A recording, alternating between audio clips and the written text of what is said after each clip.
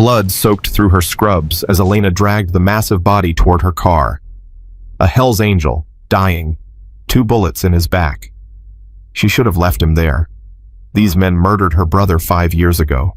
But when his hand grabbed her wrist and he whispered, "I have a daughter," something inside her shattered. She loaded a monster into her passenger seat. By morning, 500 bikers would surround her house. By week's end, she'd lose her job, her safety, her entire world. And by month's end, this dying outlaw would teach a broken single mother what courage really means, then break her heart forever. This is that story. Before we continue, please subscribe and follow this story to the end. Comment below which city you're watching from. I want to see how far this journey travels. Now let's begin. Elena's hands wouldn't stop shaking. She gripped the steering wheel tighter, watching her knuckles turn white against the worn leather. 14 hours. 14 hours of blood, screaming, and death. 3 patients lost. 1 was a child. Her phone buzzed on the passenger seat. She ignored it. The rain hammered against her windshield like fists trying to break through. Her wipers fought back, squeaking in a rhythm that matched her pounding headache. "Come on," she whispered to herself. "Just get home. Tyler's waiting." Her son, 12 years old, probably sitting at the kitchen table right now, pretending to do homework while actually drawing in his sketchbook. The thought of his face, those big brown eyes that looked so much like his father's, made her chest ache. No. Don't think about Jake. Don't think about that monster. The radio crackled with static, then a voice cut through. 3 members of the Hells Angels Motorcycle Club were attacked tonight outside Cedar Ridge. Authorities believe it may be connected to ongoing cartel activity in the region. 1 member is confirmed dead. 2 others are missing. Elena switched it off. She didn't want to hear about the Angels. Not tonight. Not ever. 5 years ago, those men took everything from her. Carlos, her baby brother, 23 years old with a whole life ahead of him. Gone because he made 1 stupid mistake, got mixed up with the wrong people, and ended up bleeding out in a parking lot while men in leather vests rode away into the darkness. The funeral was closed casket. She never got to see his face one last time. Her mother never recovered, died of a broken heart 18 months later. And Elena. She survived. That's what she did. Survive. For Tyler. Always for Tyler. The road curved sharply ahead. Elena slowed down, squinting through the rain. That's when she saw it. Something large in the ditch. At first she thought it was a deer. They were everywhere in Wyoming this time of year. But as her headlights swept across the shape, her heart stopped. It was a man. A massive man lying face down in the mud, completely motionless. "No," Elena breathed. "No, no, no." Her foot found the brake. The car skidded slightly on the wet pavement before coming to a stop. She sat there, hands frozen on the wheel, rain pounding against the roof. Don't stop. Don't get involved. Just call 911 and keep driving. But her eyes wouldn't look away from that figure in the ditch. And her hands, the same hands that had fought to save 3 lives tonight and lost, were already reaching for the door handle. Damn it!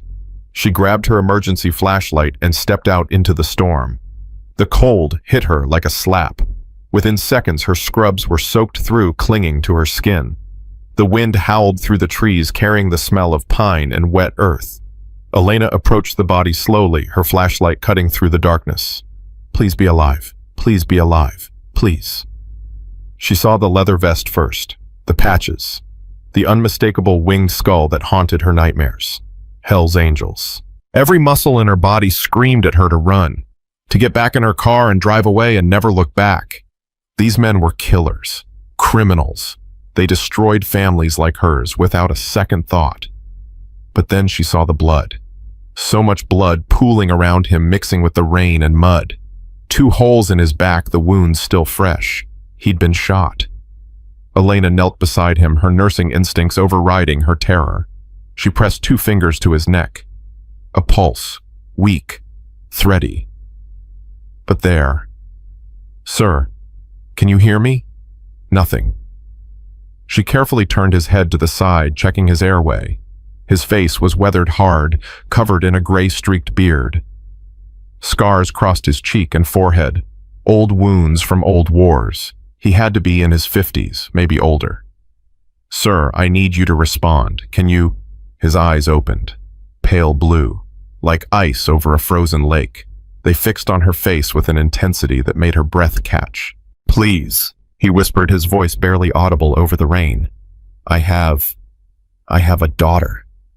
Elena's heart cracked. She thought of Tyler, thought of her mother, thought of Carlos lying in that parking lot alone, probably saying someone's name with his last breath. "I'm going to help you," she heard herself say. "But you have to stay with me. Can you do that?" The man's eyes fluttered. Who are you?" "I'm a nurse. My name is Elena." "What's your name?" "Marcus." A weak cough. Blood flecked his lips. "They call me Ghost." Ghost. Of course. Even his name was designed to terrify. Elena pulled out her phone, her fingers numb from the cold. She dialed Patty's number. Her friend answered on the second ring. "Elena, girl, where are you? Your shift ended 2 hours." "Patty, listen to me. I found someone on Route 7. He's been shot twice. GSWs to the back, possible lung involvement. He's going to die if I don't get him somewhere warm." Silence on the other end. "Then call 911, that's the protocol. By the time an ambulance gets out here in this storm, he'll be gone." "Then let him be gone, Elena." Patty's voice dropped low. "You said GSWs. That means someone tried to kill this man. You want to bring that kind of trouble to your door, you have Tyler to think about." "I know. So let someone else play hero tonight. You've done enough." Elena looked down at Marcus. His eyes had closed again. His breathing was shallow, rattling in his chest. "I have a daughter." Those words echoed in her mind. "Patty, he's Hell's Angels." Dead silence. Then, "Are you out of your mind?" "Probably." "Elena, these people, Carlos, your brother, I know what they did." Elena's voice hardened. "I know exactly what they are, but I can't let him die in a ditch like an animal. Not even him. If I do that, I'm no better than they are." "You're insane. You're absolutely insane." "I'll call you later." She hung up before Patty could argue more. Getting Marcus to her car took everything she had. He was easily twice her weight dead weight at that. She hooked her arms under his shoulders and dragged him inch by inch through the mud, her back screaming in protest. "Stay with me, Marcus. Don't you dare die on me now." By some miracle, she got him into the passenger seat. Blood soaked through her scrubs, warm against her cold skin. She ran back to the driver's side and climbed in, slamming the door against the storm. Marcus's head lolled against the window. His eyes opened again, finding her face. Why, he managed. Elena started the car, hands trembling on the wheel. "I don't know." The drive home took 12 minutes. It felt like 12 hours. Elena kept one hand on Marcus's chest, monitoring his breathing while navigating the flooded roads. Twice, she had to pull him upright when he slumped forward. Twice, she thought she'd lost him. But Ghost didn't die. He clung to life with the same stubbornness that had probably kept him alive through whatever war he'd survived before this one. When she finally pulled into her driveway, she saw the kitchen light on. Tyler. Elena grabbed her phone and called him. "Mom, where are you? It's almost midnight and—" "Tyler, listen to me carefully." She kept her voice calm, the way she did when talking to panicking patients in the ER. "I need you to go to your room and close the door. Don't come out until I tell you it's safe." "What, Mom? What's going on?" "I'll explain everything later, but right now I need you to trust me. Can you do that?" A long pause, then quiet and scared. "Are you okay?" "I'm fine, baby." "I promise. Just go to your room." "Okay. I love you, Mom." "I love you too." She hung up and looked at Marcus. His eyes were open again, watching her. "Your son?" he asked, his voice like gravel. "Yes. And if you do anything to hurt him, I swear to God I will finish what those bullets started. Understand?" Something flickered across his face. Respect, maybe, or recognition. Understood. Getting him out of the car was harder than getting him in. He was conscious now, which helped, but barely able to stand. Elena half-carried, half-dragged him across her driveway, through her front door and into her living room. She dropped him onto her couch, breathing hard. For a long moment, she just stood there, staring at the unconscious Hell's Angel bleeding on her furniture. What have I done? Then she shook herself. There was no time for doubt. She needed to work. Elena retrieved her medical kit from the bathroom, a professional-grade emergency bag she'd assembled herself, stocked with supplies most nurses didn't keep at home. Sutures, hemostatic agents, IV fluids, pain medication. She'd learned long ago that being prepared was the only way to survive. She cut away Marcus's shirt, revealing his torso. What she saw made her pause. Scars, dozens of them, old bullet wounds, knife marks, a puckered burn scar along his ribs that looked like someone had put out a cigarette on his skin. This man had been hurt before, many times, and he'd survived it all. The fresh wounds were bad, but not as bad as she'd feared. The bullets had entered at an angle, missing his spine and lungs. One was lodged near his shoulder blade, the other had passed through his side, leaving a clean exit wound. "You're lucky," she muttered, threading a needle. "If those shooters had better aim, we wouldn't be having this conversation." Marcus's eyes opened. He watched her work, his gaze never leaving her face. "You're good at this. I've had practice. Where? Chicago, South Side, before I moved here." She injected a local anesthetic around the first wound. "I've seen more gunshot victims than most military surgeons." "Why'd you leave?" Elena's hands paused for just a second. Then she resumed her work. "That's not your business." Marcus nodded slowly, accepting the boundary. "Fair enough." She worked in silence for a while, removing the bullet from his shoulder, cleaning the wounds, suturing the damaged tissue. Marcus barely flinched, even when she knew the pain must have been excruciating. "You're not screaming," she observed. "I've had worse." "What happened tonight? Who shot you?" Marcus closed his eyes. "Cartel. Mexican outfit moving into the territory. They hit us outside of town. 3 brothers. I was one of them. The radio said one was dead, the other missing. Deacon's dead. Saw him fall." Marcus's jaw tightened. "Tommy, I don't know. We got separated." "Did they follow you?" "No. I rode until I couldn't anymore. Dumped my bike in the woods about a mile back." He opened his eyes, looking at her with something she couldn't quite name. "Figured I'd die out here. Alone. Just another ghost that nobody'd miss." Elena finished the last suture and sat back. "Well, you didn't die. So now what? Now you should call the police. Turn me in. Get me out of your house before my club comes looking for me." I thought about it. And the sheriff in this town is corrupt as hell. Everyone knows it. If I call him, you might end up dead anyway, or I might end up in trouble for helping you. She started packing up her kit. "Besides, you're in no condition to go anywhere. Those wounds need at least a week to heal properly." Marcus stared at her. "You're going to let me stay. I'm going to let you heal. There's a difference." "Why? I know what I am. I know what my club has done. Why would you—" "My brother's name was Carlos." Elena's voice was flat, controlled. 5 years ago, he got mixed up with some people who did business with your club. Something went wrong. He ended up dead." Marcus was silent.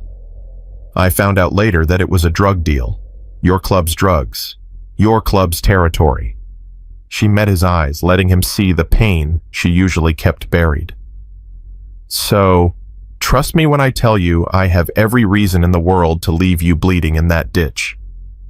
"Then why didn't you—" Elena stood up, looking down at this wounded monster on her couch. "Because I'm a nurse. Because I took an oath. And because if I let people die, just because I hate them, I become exactly what I despise." She turned away. "Now rest. I'll check on you in a few hours." "Elena." She stopped. "I'm sorry. About your brother." She didn't turn around, didn't acknowledge the words, but she heard them. And somewhere deep inside, in a place she didn't want to examine too closely, something shifted. Tyler was waiting in his doorway when Elena walked down the hall. "Mom? Honey, you should be in bed." Who's in our living room? Elena hesitated. Tyler was 12, but he'd already been through more than most adults. He'd watched his father get arrested for domestic violence. He'd held his mother when she cried. He'd learned to be strong long before he should have had to. She couldn't lie to him, not about this. A man. He was hurt. I brought him here to help him. Is he dangerous? Yes. He's injured. Right now, he's not a threat to anyone. Tyler's eyes searched her face. Mom, I saw his jacket on the floor, the patches. Elena's heart sank. I know what Hell's Angels are, Tyler continued. We learned about them in school. They're criminals. Some of them are. Then why did you bring him here after what happened to Uncle Carlos? Elena crossed to her son and took his face in her hands. Because I couldn't watch another person die tonight, baby. Because sometimes doing the right thing means doing the hard thing. She kissed his forehead. I need you to trust me. Can you do that? Tyler nodded slowly. I trust you, Mom, but I'm scared. I know. I'm scared too. She pulled him into a hug, holding tight. But we're going to be okay. I promise. She stayed with him until he finally fell asleep, then walked back to the living room to check on Marcus. He was unconscious, his breathing steadier now. The color had returned to his face. He'd survive. Elena sank into her armchair, exhaustion finally catching up to her. What have I done? What have I done? What have I... Her phone buzzed. A text from Patty. Just heard on the scanner. Hell's Angels are mobilizing. They're looking for a missing member. Be careful. Elena stared at the message. Then she heard it. The distant rumble of motorcycles. Not one or two, many. Coming closer. She went to the window and pulled back the curtain. Headlights appeared at the end of her street. 1, 2, 5, 8. The engines grew louder, that distinctive roar that had become the soundtrack to every nightmare she'd had for 5 years. The motorcycles stopped in front of her house. 8 men climbed off their bikes, all wearing leather, all wearing the death head patch. The leader was massive, bigger than Marcus, with a shaved head and a beard that hung to his chest. He looked at Elena's house, then at the bloody footprints leading from her driveway to her door. He started walking toward her front porch. Elena's hand went to her phone. She could call 911. She could know. By the time police arrived, whatever was going to happen would already be over. She looked at Marcus, still unconscious on her couch, then at the hallway where her son slept. Straightening her spine, Elena walked to the front door and opened it. The leader stopped at the bottom of her steps. His eyes swept over her, the blood on her scrubs, the exhaustion on her face, the steel in her posture. You, Elena Martinez. Who's asking? Name's Rocco. They call me Reaper. He didn't blink. I'm president of the Wyoming chapter of the Hells Angels, and I'm looking for one of my brothers. Elena stood her ground. A lot of people are looking for things tonight. Doesn't mean they find them. Rocco tilted his head, studying her. Lady, I'm going to ask you once, is Ghost in your house? I don't know anyone named Ghost. Rocco smiled. It wasn't a nice smile. That blood on your clothes tells a different story. Behind him, the other angels shifted. Hands moved toward belts, toward weapons. Elena's heart hammered, but she didn't let her voice waver. You can stand there all night making assumptions, or you can get off my property before I call the sheriff. Rocco laughed. Actually laughed. Sheriff Cooper. He's been on our payroll for 3 years. Go ahead, call him. Maybe I'll call the state police instead. Maybe you will, but they're 40 minutes away. Rocco took a step closer. And I'm right here. The front door opened wider behind Elena. Marcus stood in the doorway, one hand braced against the frame to keep himself upright. His face was pale, his bandages already spotting with fresh blood, but his eyes were clear. Rocco. The president's expression changed. Relief mixed with concern. Ghost. Jesus Christ, brother. We thought you were dead. Almost was. Marcus moved to stand beside Elena. Would have been if this woman hadn't found me. Rocco's eyes went to Elena, then back to Marcus. She knows who we are. She knows. And she still helped you. She did.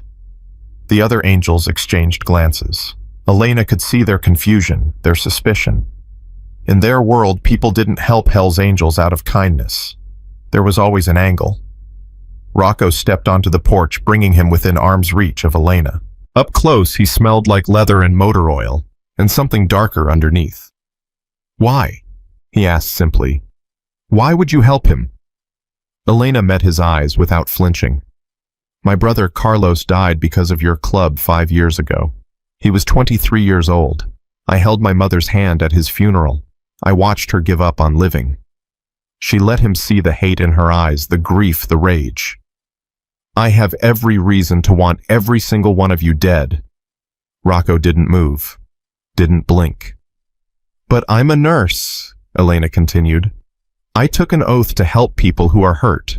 The oath doesn't ask me to check their character first. It just asks me to try.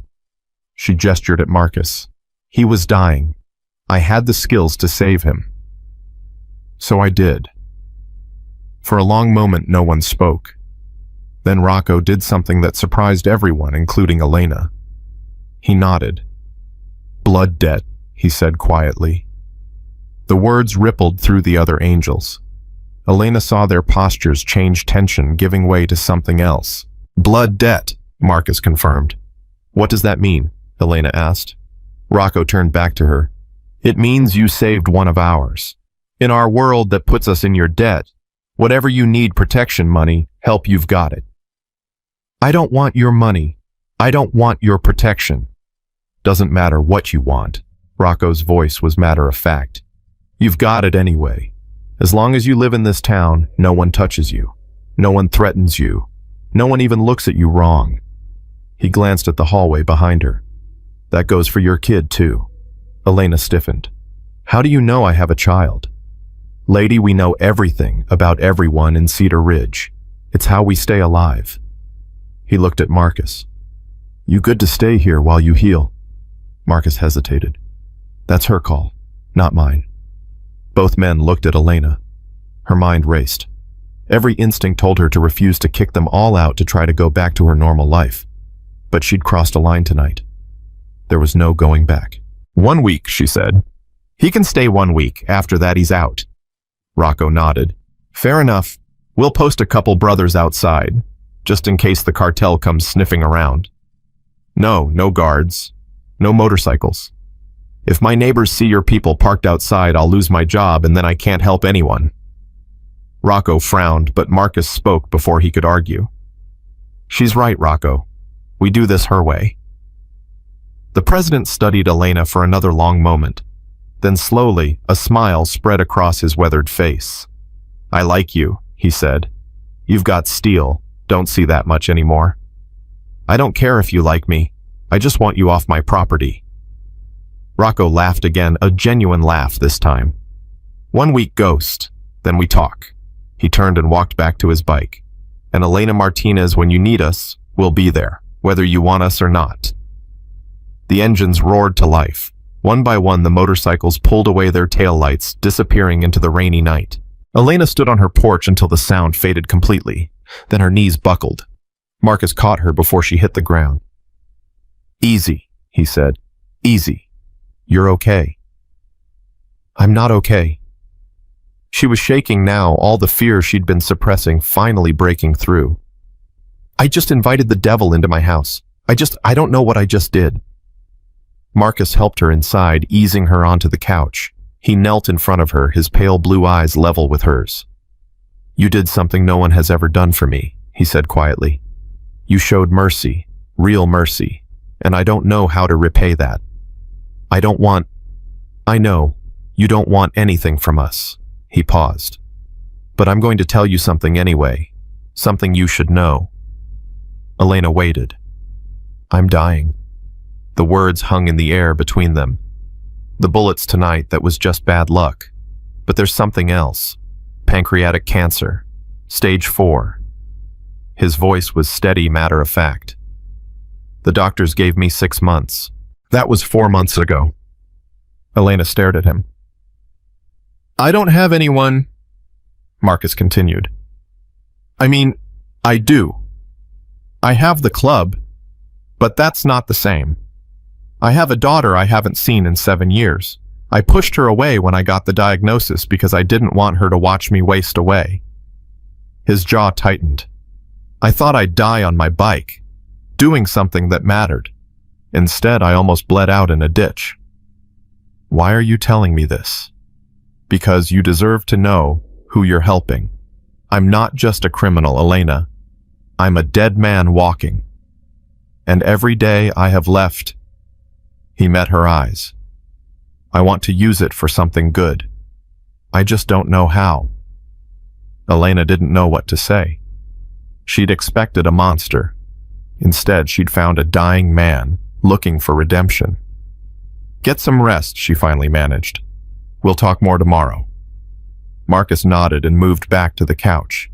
Within minutes, his breathing had evened out into sleep. Elena stayed in her chair watching him. What had she gotten herself into? Down the hall, Tyler's door creaked open. Mom, go back to bed, baby. I heard everything. Elena closed her eyes. Of course he did. Is it true? Tyler's voice was small. Is he really dying? Yes. Silence. Then footsteps, and Tyler appeared beside her chair. If he's dying, Tyler said slowly, then maybe this is his chance to be something different. Elena looked at her 12-year-old son, seeing wisdom beyond his years. Maybe, she whispered. Tyler hugged her tight. I'm glad you helped him, Mom, even if he's bad, because you're good, and good people help everyone. Elena held her son, tears finally streaming down her face. Outside, the storm was ending. The first light of dawn crept through the windows. And somewhere in the darkness, Elena knew other men on other motorcycles were watching. Waiting. The blood debt had been declared. Whatever came next, her life would never be the same. The morning brought problems Elena hadn't anticipated. She woke to the sound of her phone buzzing frantically on the nightstand. 6 missed calls from Patty, 3 from the hospital, 2 from numbers she didn't recognize. The first voicemail was from Patty. Elena, call me back now, the whole town is talking. The second was from her supervisor at the hospital. Ms. Martinez, this is Linda Chen. We need you to come in for a meeting this afternoon. There have been some concerns raised about your activities last night. Please call me back. Elena's stomach dropped. She walked out to the living room to find Marcus awake, sitting up on the couch. He looked better color in his cheeks, alertness in his eyes, but the tension in his posture told her he'd heard her phone. Trouble, he asked. You could say that. Someone saw, last night, your neighbors. Probably. Elena rubbed her temples. In a town this small, everyone knows everything within hours. You should distance yourself from me. Tell them I forced my way in, that I threatened you. No one would believe that. Patty knows. If I lie, she'll... Mom. Tyler appeared in the doorway, his hair mussed from sleep. His eyes went to Marcus, then to Elena, reading the situation instantly. What's wrong? Nothing, honey, just some work stuff. You're lying. Your left eye does that twitchy thing when you lie. Despite everything, Elena almost smiled. Tyler never missed anything. Fine. Yes, there might be some problems because of what I did last night, but I'll handle it. How? I don't know yet. Tyler crossed his arms, his jaw set in that stubborn way that reminded Elena so much of herself. Then I'm staying home from school today. Tyler, if people are going to be mean to you, I should be here to help. You're 12. There's nothing you can... I can be here. Elena's heart swelled with pride, even as fear gnawed at her stomach. Okay, she said softly. Okay, you can stay home, but stay in your room if anyone comes to the door. Promise me. I promise. Marcus watched this exchange in silence. When Tyler disappeared to get dressed, he spoke. Good kid. The best. His father's not in the picture. Elena's expression hardened. His father's in prison, where he belongs. What did he do? Beat me for 3 years, until one night he went too far and I finally called the cops. She met Marcus's eyes, daring him to judge. I spent 6 weeks in the hospital, almost lost my sight in one eye, but I got out, and I kept Tyler safe. Marcus was quiet for a long moment. I've done bad things, Elena. Hurt people who deserved it and some who didn't. But I never raised my hand to a woman. His voice was low, dangerous. Men who do that, they're the lowest form of life. Yet here I am protecting one outlaw while another one sits in a cell. The difference is, Marcus said carefully, I would die before I let anyone hurt you or that boy. Your ex-husband was willing to kill you himself.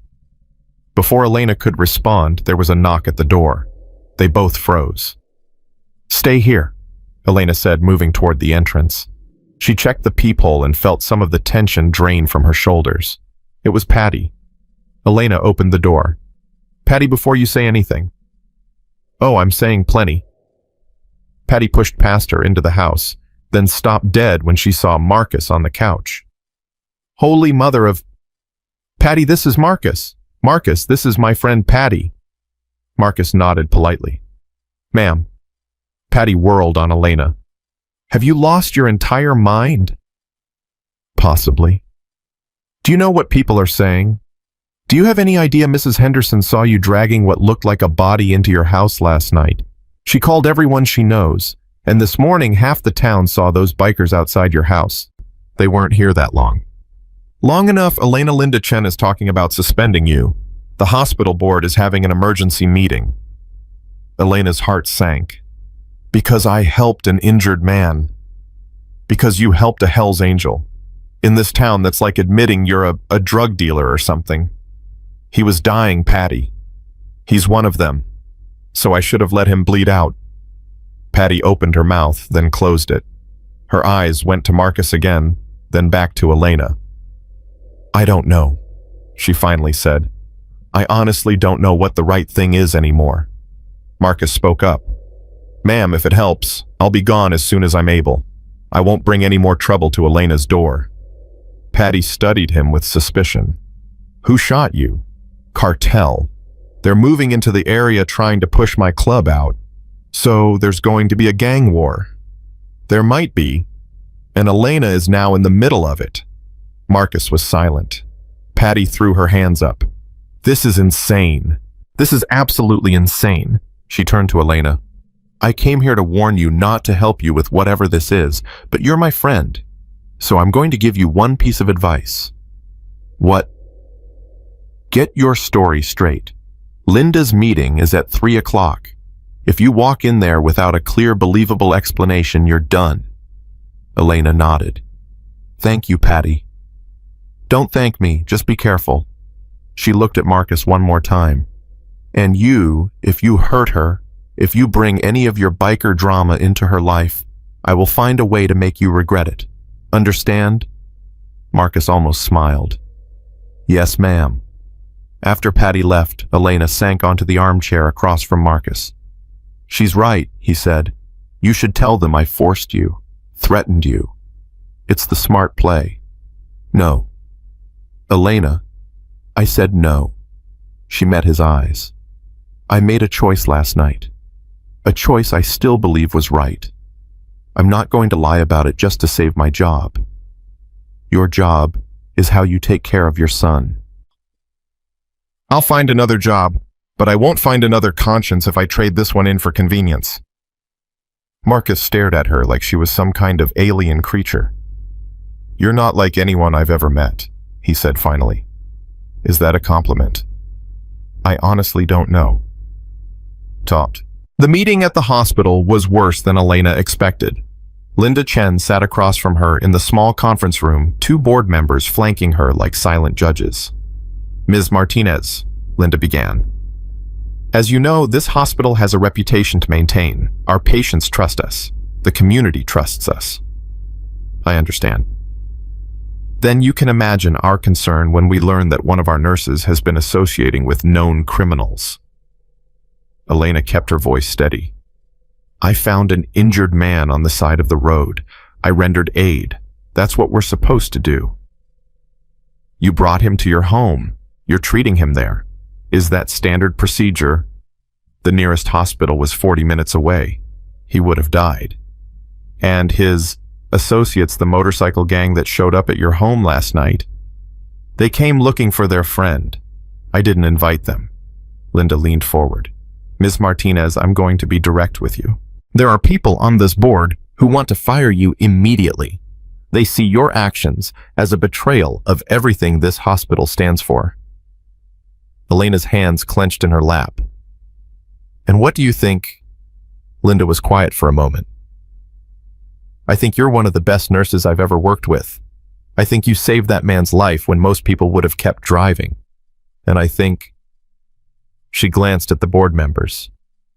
I think we need to consider the context before we make any decisions. The context, one of the board members snorted, is that she's harboring a criminal. The context, Elena said, her voice rising slightly, is that I took an oath. The same oath everyone in this room took, to help people who are sick and injured. It doesn't say accept the ones we don't like. It also doesn't say bring them into your home and nurse them back to health, the board member shot back. If the situation were reversed, if it was your daughter who needed help and a Hell's Angel was the only one who could save her, what would you want them to do? Silence. Linda spoke again. We're not going to fire you today, Ms. Martinez, but you are being placed on administrative leave effective immediately. 2 weeks with pay. During that time, we'll conduct a full review of the situation. Elena's stomach dropped. 2 weeks. It's the best I can do. The meeting ended. Elena walked out of the hospital, her mind spinning. 2 weeks without work. 2 weeks of whispers and judgment. 2 weeks of uncertainty. When she got home, Marcus was waiting. Well, I'm on leave. 2 weeks. They're deciding whether to fire me. Marcus's expression darkened. This is my fault. No, this is the town's fault. Their fear, their prejudice. Elena dropped onto the couch beside him. But that doesn't make it any easier. I should go, tonight, before I make things worse. You can barely walk. I've survived worse. Stop saying that. Elena turned to face him. Stop trying to play the martyr. You're not helping anyone by getting yourself killed. And you're not helping yourself by keeping me here. Maybe I'm not trying to help myself. Maybe I'm just tired of being afraid. Marcus studied her face. What happened to you, Elena? Besides your brother, besides your ex-husband, what made you like this? Elena was quiet for a long time. Then she said, when I was 23, I watched my best friend die in a car accident. We were driving home from a concert. Drunk driver hit us. Sarah was killed instantly. I walked away without a scratch. Marcus listened in silence. After that, I made a promise to myself that I would never stand by when someone needed help. Never. She met his eyes. It doesn't matter who they are or what they've done. If I can save them, I will. Because Sarah didn't get that chance. No one was there to help her. And that's why you became a nurse. That's why I became a nurse. Marcus nodded slowly. I had a partner once, he said. In the club. Brother named Danny. We served in Afghanistan together, joined the Angels together, did everything together for 15 years. He paused. 3 years ago, Danny got killed in a raid. Wrong place, wrong time. Cops said it was an accident, but I know it wasn't. They targeted him because of who he was. I'm sorry. After that, something in me broke. I stopped caring about anything. The club, the money, the power, none of it mattered anymore. I just wanted to die. He looked at his hands. Then I got the diagnosis, 6 months to live. And suddenly dying wasn't something I wanted anymore. It was just coming, whether I was ready or not. Elena reached out and touched his arm. It was the first time she'd touched him gently rather than as a patient. Why are you telling me this? Because you asked what made you like this. And I realized I don't know what made me the way I am. I've been running from that question my whole life. Down the hall, Tyler's bedroom door opened. He appeared in the living room, his sketchbook under his arm. Mom, is everything okay? Elena forced a smile. Everything's fine, honey. Tyler looked at Marcus, then at Elena's hand still resting on his arm. He didn't say anything, but Elena could see the questions in his eyes. I'm going to draw for a while, Tyler said finally. On the porch. Is that okay? That's fine. After he left, Marcus spoke. He's watching out for you, making sure you're safe. He's done that since he was 8 years old, since his father first hit me. Kid shouldn't have to carry that weight. No, he shouldn't. Elena pulled her hand back. But we don't always get to choose our burdens. Marcus was quiet for a moment. Then, I want to help him. What do you mean? I mean, when I'm healed enough, I want to do something useful. For you, for Tyler, for this town. Something to prove that not everything about my life was wasted. Why? Because you gave me a second chance, and I don't want to waste it. Elena looked at this dying man, this outlaw, this stranger who had stumbled into her life. For the first time since she'd found him in that ditch, she felt something other than fear. She felt hope. Doug, the call came at midnight. Elena was asleep in her chair when her phone rang. She grabbed it, heart pounding. Hello, Elena Martinez. A woman's voice. Unfamiliar. Who is this? My name is Donna Walsh. I'm the mayor of Cedar Ridge. Elena sat up straight. Mayor Walsh, it's midnight. I know, I apologize, but I heard about your situation, and I thought we should talk. About what? About the fact that you might be the bravest person in this town, and I think we need people like you. Elena glanced at Marcus, who had woken at the sound of her voice. I'm listening, she said. And in the darkness, as the mayor spoke, Elena felt the first threads of something new beginning to weave together. A plan. A purpose. A chance to turn everything around. But she didn't know, yet couldn't know, that the real battle was just beginning. Or that her ex-husband Jake had been released from prison that very morning, and he was already on his way to Cedar Ridge. Mayor Donna Walsh's voice carried weight even through the phone. I've been watching you for a while, Ms. Martinez, the way you handle yourself at the hospital, the way you raise your son alone. You're exactly the kind of person this town needs more of. Elena pressed the phone tighter against her ear. With respect, Mayor, I'm not sure what you're asking.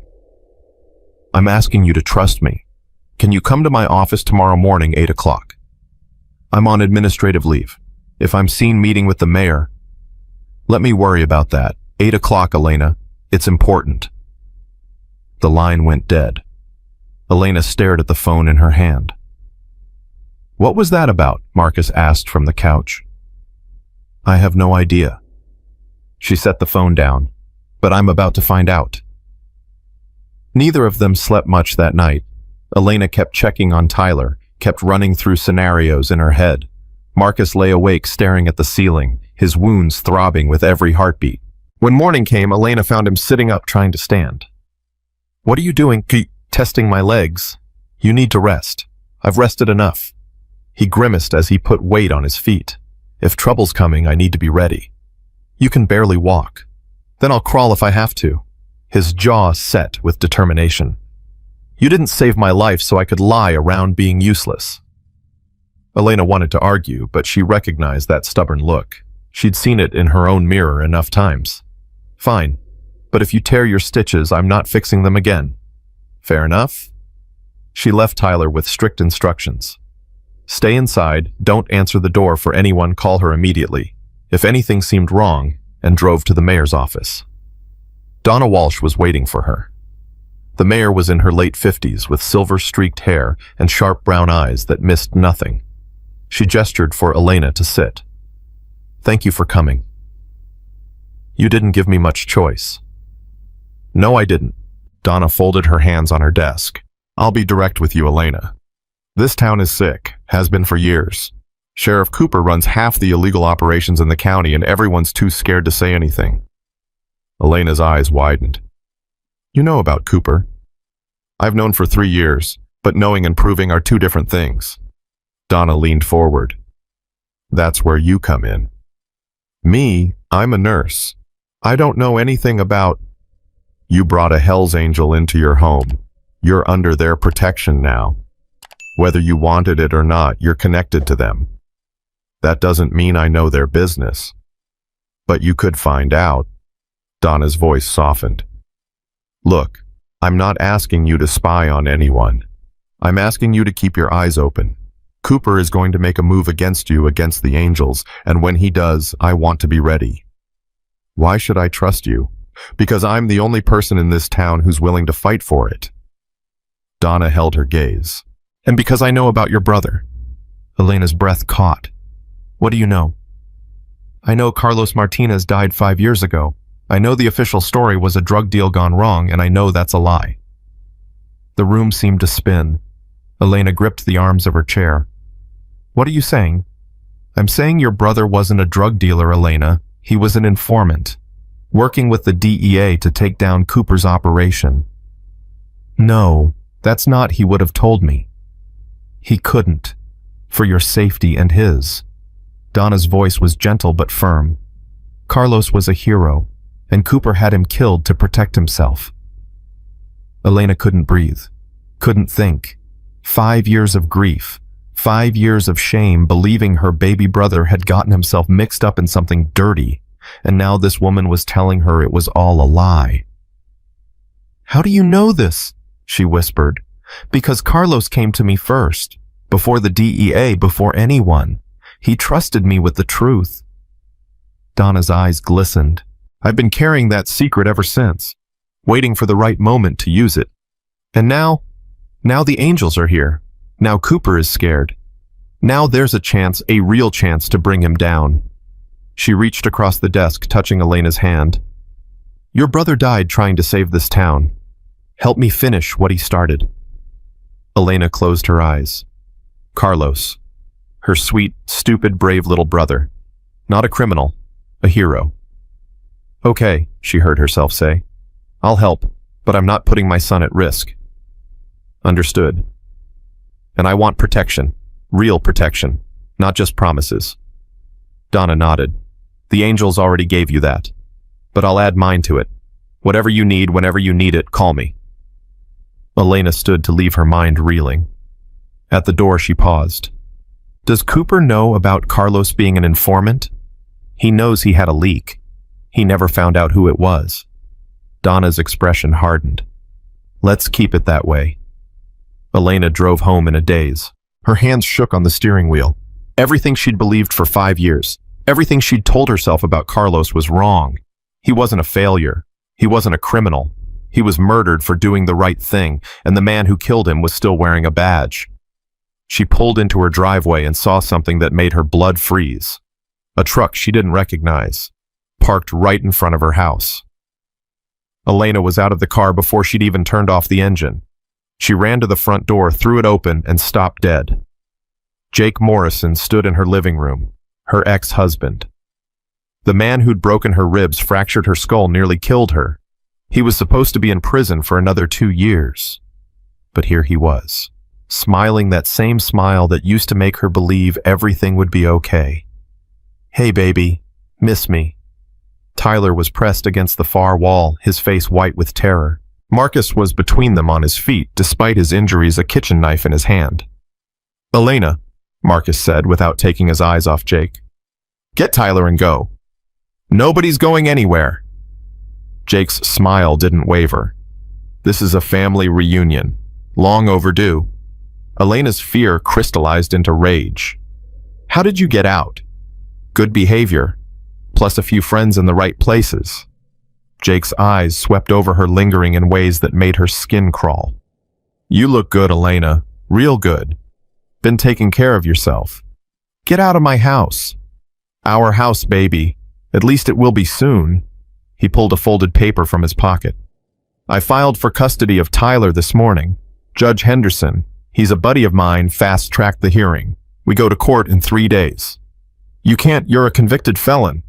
I'm a rehabilitated man who wants to reconnect with his son. Jake's voice dripped with false sincerity. Courts love that story, especially when the mother's been, what did Henderson call it, associating with known criminals. He looked at Marcus with contempt. This the guy, the biker you've been shacking up with. I'm not shacking up with anyone. He was hurt. I helped him. Yeah, I heard. Real good Samaritan, aren't you? Jake stepped closer. Here's the thing, Elena. I don't care what you do or who you do it with. All I care about is what's mine, and Tyler is mine. He's not property. He's my son. You lost that right when you beat his mother half to death. Elena's voice rose to a shout. You don't get to come back here and pretend. Jake moved fast, faster than she remembered. His hand closed around her throat, slamming her against the wall. I wasn't asking permission, he hissed in her ear. I'm telling you how it's going to be. Before Elena could react, Marcus was there. Despite his wounds, despite the blood already seeping through his bandages, he grabbed Jake's arm and twisted. Jake screamed, his grip released. Elena gasped for air. Touch her again, Marcus said, his voice deadly calm, and I'll break more than your arm. Jake staggered back, cradling his injured limb, his face contorted with rage. You're going to regret that, old man. You have no idea who you're dealing with. I know exactly who I'm dealing with, a coward who beats women. Marcus positioned himself between Jake and Elena. I've killed men for less. For a moment, something flickered in Jake's eyes. Fear, maybe. Or calculation. Then he laughed. This isn't over. Not by a long shot. He backed toward the door. 3 days, Elena. See you in court. The door slammed behind him. Elena's legs gave out. She slid down the wall, struggling to breathe. Tyler ran to her, wrapping his arms around her. Mom, are you okay? I'm fine, baby, I'm fine. But she wasn't fine. Her throat burned where Jake had grabbed her. Her heart was pounding so hard she thought it might explode. Marcus knelt beside her, wincing at the movement. We need to call someone. The police won't help. Elena's voice was hollow. Sheriff Cooper is Jake's friend. That's how he got out early. That's how he got the hearing fast-tracked. Then we call my brothers. No, I don't want... Elena. Marcus gripped her shoulders, forcing her to look at him. This isn't about what you want anymore. That man is dangerous. He's connected, and he's coming for your son. You need help. She wanted to argue, wanted to insist she could handle this alone the way she'd handled everything else. But she looked at Tyler's terrified face and she knew Marcus was right. Okay, she whispered. Call them. Marcus pulled out his phone and dialed. The conversation was brief. He gave an address, spoke a few words she didn't catch, then hung up. They'll be here in an hour. What are they going to do? Whatever needs to be done. Elena should have been scared, should have been horrified at the thought of more violence, more chaos invading her life. Instead, she felt something she hadn't felt in years. Protected. The hour passed in tense silence. Elena checked Tyler's room, made sure the locks were secure, tried to calm her racing thoughts. Marcus sat at the kitchen table, cleaning the knife he'd grabbed earlier. His movements were careful, methodical, the movements of a man who'd done this many times before. You were in the military, Elena said. It wasn't a question. Army Rangers. 3 tours in Afghanistan. Is that where you learned to move like that, even injured? That's where I learned a lot of things. He set the knife down. Some of them useful. Some of them I wish I could forget. Like what? Marcus was quiet for a long moment. I was a sniper. One of the best in my unit. They called me Ghost because I could disappear into any environment, hit any target, vanish before anyone knew I was there. That's why the club calls you that. The name followed me home. His jaw tightened, along with everything else. What happened over there? Marcus's eyes went distant. Last mission. We were in a village hunting a high-value target. Intel said he was hiding in a compound with minimal security. He paused. Intel was wrong. Elena waited. There was a boy, 12 years old, maybe 13. He came running out of the compound holding something. We couldn't tell what it was. Could have been a bomb. Could have been a toy. Marcus's voice dropped. My CO ordered me to take the shot. Did you? No. The word hung in the air between them. I hesitated. Couldn't pull the trigger on a kid. The boy dropped what he was holding. It was a soccer ball and ran away. But in those few seconds, what happened? The compound exploded. IED. 2 of my guys died because I hesitated. Marcus finally looked at her. The boy was innocent. I saved his life. But I got my brothers killed because of it. Elena didn't know what to say. What could anyone say to that? The army gave me a medical discharge. PTSD, they called it. Couldn't hold a job, couldn't maintain relationships, couldn't do anything but drink and hate myself. He laughed bitterly. The club was the only place that made sense. Other broken men who understood what it meant to carry weight you couldn't put down. And now I'm dying, and I'm tired of carrying it alone. He met her eyes. You asked why I told you about the cancer, about my daughter. It's because you're the first person in years who's looked at me like I'm something other than a monster. Before Elena could respond, the rumble of motorcycles filled the air. They'd arrived. Rocco was first through the door, followed by 4 other angels. Their faces were hard-focused, ready for war. "Where is he?" Rocco demanded. "Gone," Marcus said. "But he'll be back. He's got a custody hearing in 3 days." "Custody!" Rocco's eyes went to Tyler, who'd emerged from his room. "He wants the kid. He wants to hurt me," Elena said. "Tyler is just the weapon he's using." Rocco's expression darkened further. "Tell me everything." Elena told them. About Jake, about the abuse, about the prison sentence and the early release. About Sheriff Cooper's involvement, about Judge Henderson, about the rigged system that seemed determined to destroy her. When she finished, Rocco was silent for a long moment. "This Cooper," he finally said. "We've had dealings with him. He's dirty, we've known that for years. But he's protected. Taking him down won't be easy." "The mayor says she has evidence," Elena offered. "Or at least she's gathering it." "Donna Walsh," Rocco snorted. "That woman's been trying to clean up this town for a decade. She's got guts, but she doesn't have firepower. Then give her some." Everyone turned to look at Marcus. "We've got resources," he continued. "Men, money, connections. If the mayor has evidence against Cooper, we can help her use it." "That's not our way," Rocco said. "We don't work with politicians." "Maybe it's time to change our way." Marcus stood steadying himself against the table. "I'm dying, Rocco. You know that. Everyone knows that.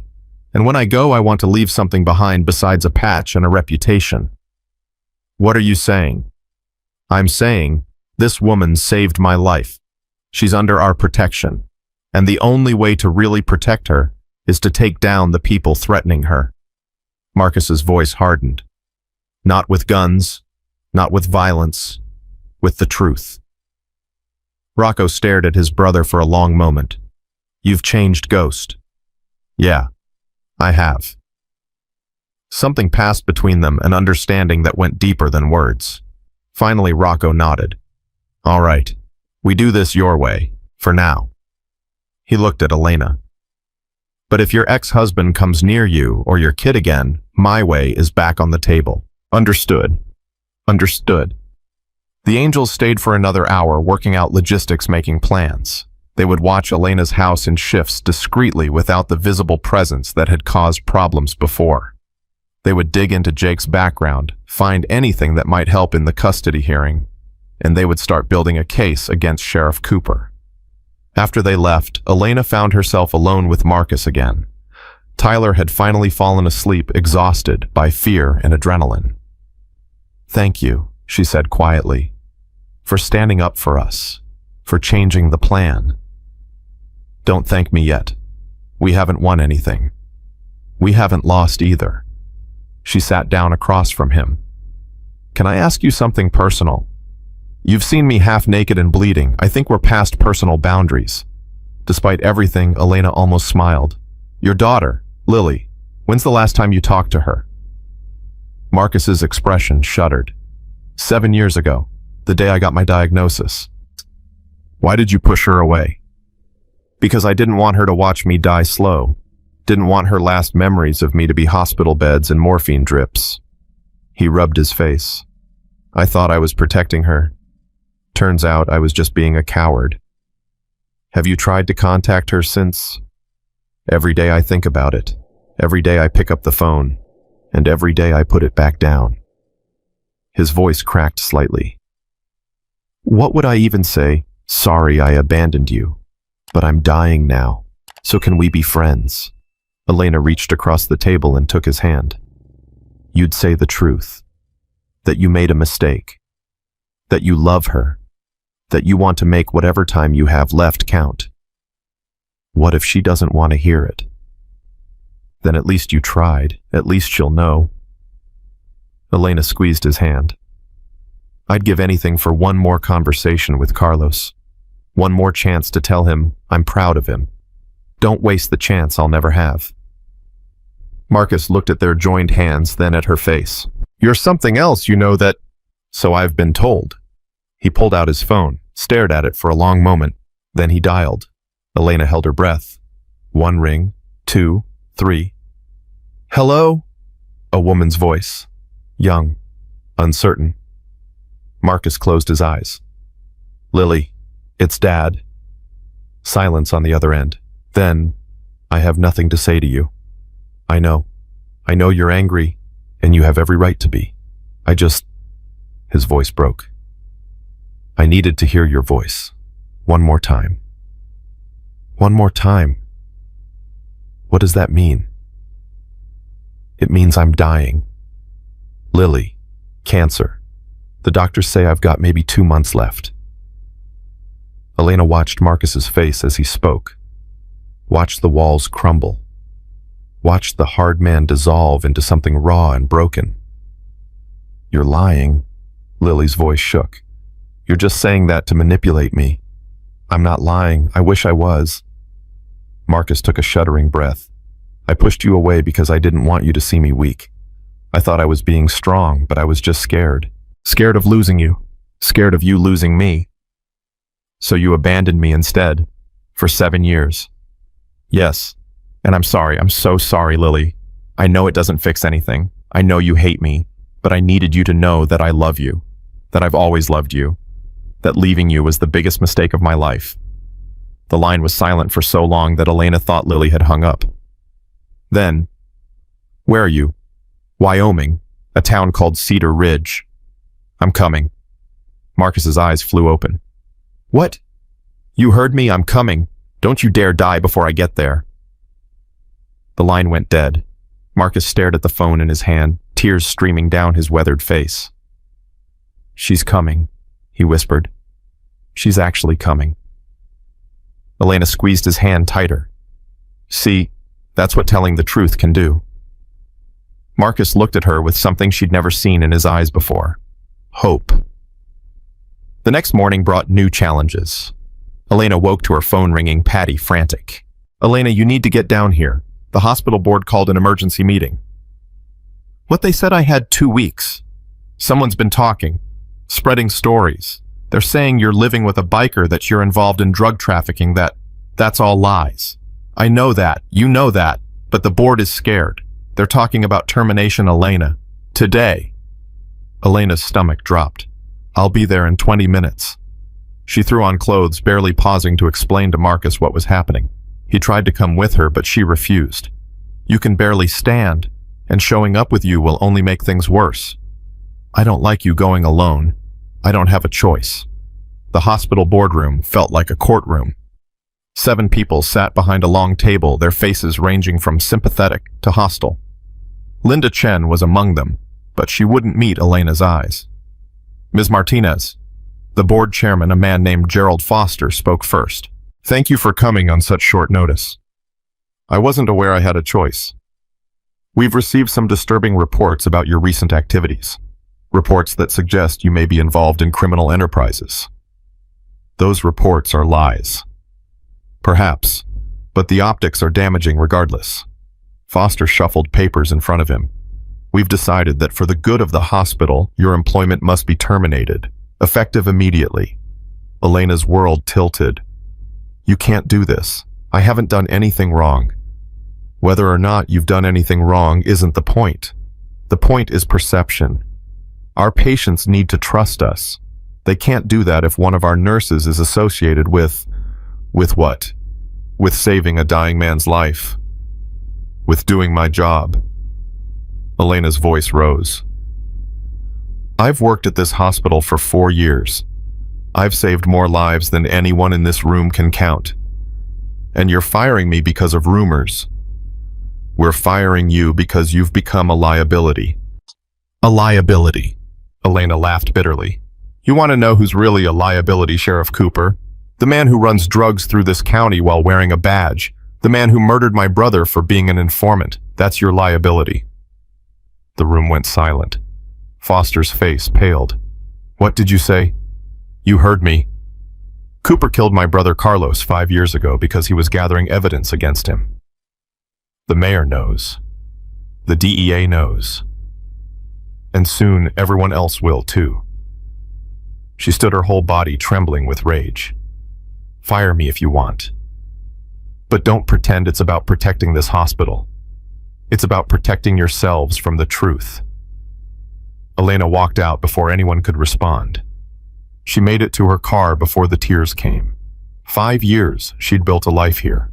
4 years at that hospital, and now it was gone, destroyed by lies and fear and the same corruption that had killed Carlos. Her phone buzzed. A text from an unknown number. Heard you lost your job. Shame. Maybe if you'd been a better wife, none of this would have happened. See you in court.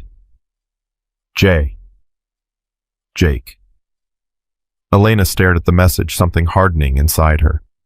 He wanted a war fine. She'd give him one. When she got home, Marcus took one look at her face and knew. What happened? They fired me, and Jake is behind it. Him and Cooper, they're working together to destroy me. Marcus's expression darkened. Then we destroy them first. How? The mayor wanted evidence against Cooper. Let's get it for her. We don't know where to look, but I do. Marcus pulled out his phone. The club has been watching Cooper for years. We know where he keeps his records, who his contacts are, how he moves his product. We just never had a reason to use it. And now we have you. He met her eyes. You wanted to finish what your brother started. This is how. Elena thought about Carlos, about the sacrifice he'd made, about the truth he'd died for. Okay, she said. Let's do it. They worked through the night, Marcus coordinating with Rocco and the other angels, Elena going through everything they sent her, financial records, photographs, witness statements. By morning, they had enough to build a case. But they also had a problem. Someone had been watching them. Elena discovered it when she went to check on Tyler, only to find his window open and a note on his pillow. Come to the old mill at midnight. Alone. Or your son dies. No signature, no explanation, just a threat. Elena's scream brought Marcus running. He read the note, his face going white. They took him. They took Tyler. I'll kill them, Marcus growled. I'll kill every last one of them. We don't even know who. Her phone rang. Unknown number. Elena answered with shaking hands. Hello, Elena. Sheriff Cooper's voice smooth and satisfied. I believe you have something I want. Where's my son? Safe. For now. But that can change very quickly. What do you want? I want you to forget everything you've learned. I want you to drop the investigation, leave Cedar Ridge, and never come back. Do that, and Tyler goes free. And if I don't, then things get very unpleasant for everyone involved. Cooper's voice hardened. You have until midnight to decide. The line went dead. Elena stood frozen, the phone still pressed to her ear. Cooper had her son, and she had 12 hours to save him. Elena couldn't breathe. Her son, her baby, in the hands of a man who had killed before and would kill again without hesitation. Marcus was already on the phone, barking orders. Rocco, we've got a situation. Cooper took the kid. Yeah, Tyler. No, we don't negotiate. We take him back. A pause. Get everyone. Every brother within 50 miles. This ends tonight. Elena grabbed his arm. We can't just if we go in shooting Tyler could get hurt. We're not going in shooting. Marcus's eyes were ice. We're going in smart. Within the hour, Elena's small house had transformed into a war room. 12 angels filled her living room, their leather vests and hard faces, making the space feel both crowded and electrified. Rocco spread a map on the kitchen table. The old mill. Cooper uses it for storage, we've known that for years. 3 entrances. Main door faces the road. Side entrance through the loading dock. Back door through the basement. Security, Marcus asked. Usually 2 guys. But if Cooper's expecting trouble, could be more. He's expecting me to come alone, Elena said. He won't have an army waiting. You're not going alone. I have to. If he sees your people coming... Elena. Marcus gripped her shoulders. Listen to me. Cooper doesn't want to negotiate. He wants to eliminate the threat. The moment you walk through that door alone, you're dead. And so is Tyler. Then what do? Rocco stepped forward. We give him what he wants, or what he thinks he wants. Meaning, you go to the mill, alone like he asked, but we'll already be inside. Elena stared at him. How? The basement entrance connects to the old mining tunnels. We used them for runs back in the 80s. Cooper doesn't know about them. He's too young, wasn't around back then. Rocco's smile was predatory. We go in through the tunnels, get into position, and wait. When you walk through that front door, you won't be alone. You'll just look like it. It was insane. Dangerous. 100 things could go wrong. But it was also the only chance she had. Okay, Elena said. Let's do it. The hours until midnight crawled by like years. Elena tried to stay busy checking equipment, memorizing the plan, going over contingencies, but her mind kept returning to Tyler. Was he scared? Was he hurt? Did he know she was coming for him? At 10 o'clock her phone rang. Unknown number. She answered immediately. Mom. Tyler's voice, thin, terrified. Baby, I'm here. Are you okay? Did they hurt you? I'm okay.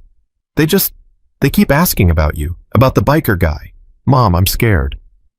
I know, honey, I know. But I'm coming for you, I promise. Ms. Martinez. Cooper's voice cut in cold and sharp. I hope you've made your decision. I'll be there at midnight, alone, just like you asked. Smart woman. And the evidence you've gathered, I'll bring it. All of it. Every last piece. Good. Cooper's satisfaction was audible. One more thing. If I see even a single motorcycle within 10 miles of this place, your son dies.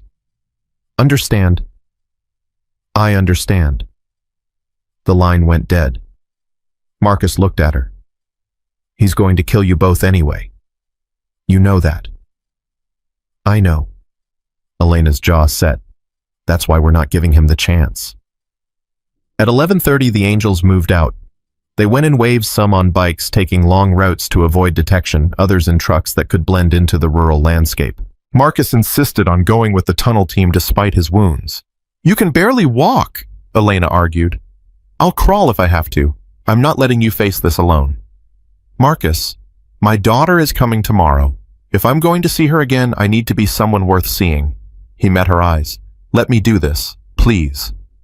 Elena nodded. At 11:45, she got in her car and started driving. The road to the old mill wound through darkness. No streetlights, no houses, nothing but trees and shadow.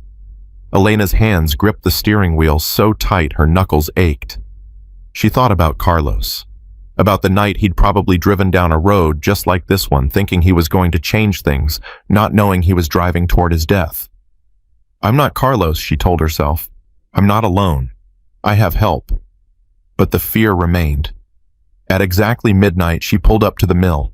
The building loomed against the night sky, abandoned and forgotten. A single light burned in one window. Someone was waiting. Elena got out of the car and walked toward the front door. Her heart hammered. Every instinct screamed at her to run. But she kept walking. The door opened before she could reach it. Jake stood in the doorway, grinning. Right on time. I always loved that about you, Elena. So reliable. Where's my son? Inside, with the sheriff. They're getting along great. Jake stepped aside, gesturing for her to enter. After you. Elena walked into the mill. The interior was vast and empty. their footsteps echoing off concrete walls. Machinery that hadn't run in decades sat rusted and silent, and in the center of the space, illuminated by a single work light, Tyler. Tied to a chair, a gag in his mouth, his eyes wide with terror. "Tyler," Elena started toward him, but Jake grabbed her arm. "Not so fast."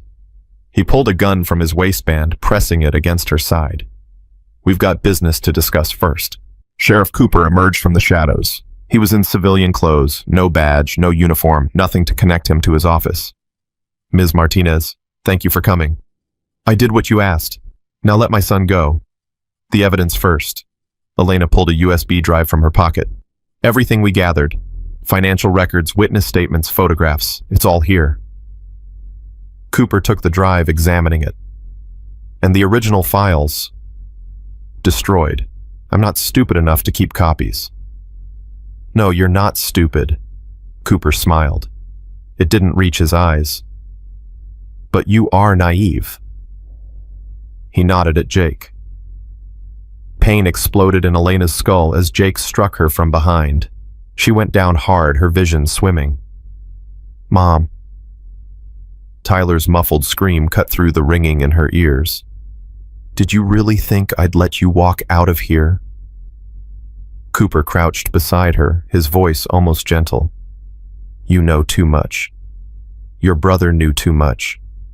It's a family trait, apparently." "The angels," Elena gasped, "aren't coming. We've had people watching every road in a 20-mile radius. No bikes, no trucks, nothing." Cooper stood. "You followed my instructions perfectly, which means no one is coming to save you." He was wrong. Elena knew he was wrong. But lying there on the cold concrete, pain throbbing through her head, she couldn't help but wonder, what if the tunnel team hadn't made it?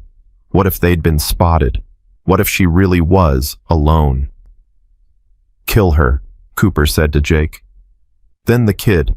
Make it look like a murder-suicide. Unstable mother custody battle gone wrong. The papers write themselves." Jake raised his gun, pointing it at Elena's head. "Any last words, baby?" Elena looked at her ex-husband, at the man who'd broken her body, her spirit, her trust, at the father of her child about to orphan his own son. "Yeah," she said.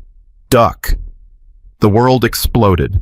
The basement door burst open and angels poured through, weapons drawn. Rocco was first, his shotgun already leveled at Cooper.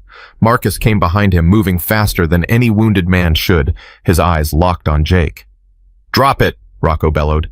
"Drop the weapon now." Jake spun, confused, his gun swinging between targets. In that moment of hesitation, Marcus struck. He hit Jake low and hard, driving him to the ground. The gun skittered away across the concrete. The two men grappled Jake's youth against Marcus's training. Elena scrambled to her feet and ran for Tyler. Her fingers tore at his bonds, the rope cutting into her hands. "I've got you, baby. I've got you." The gag came free. Tyler gasped for air. "Mom, behind you." Elena turned just as Cooper raised his weapon. Time seemed to slow. She saw his finger tighten on the trigger, saw the barrel pointed at her chest, saw death coming for her just like it had come for Carlos. The shot rang out, but it wasn't Cooper who fired. Rocco's bullet took the sheriff in the shoulder, spinning him around. Cooper's gun discharged into the ceiling as he fell. "Nobody move!" Rocco advanced his shotgun, trained on Cooper's writhing form. "It's over, Sheriff. All of it." On the ground, Marcus had pinned Jake, one knee on his throat. "You like hitting women?" Marcus's voice was barely human. "You like threatening kids? Get off me. I should kill you right now.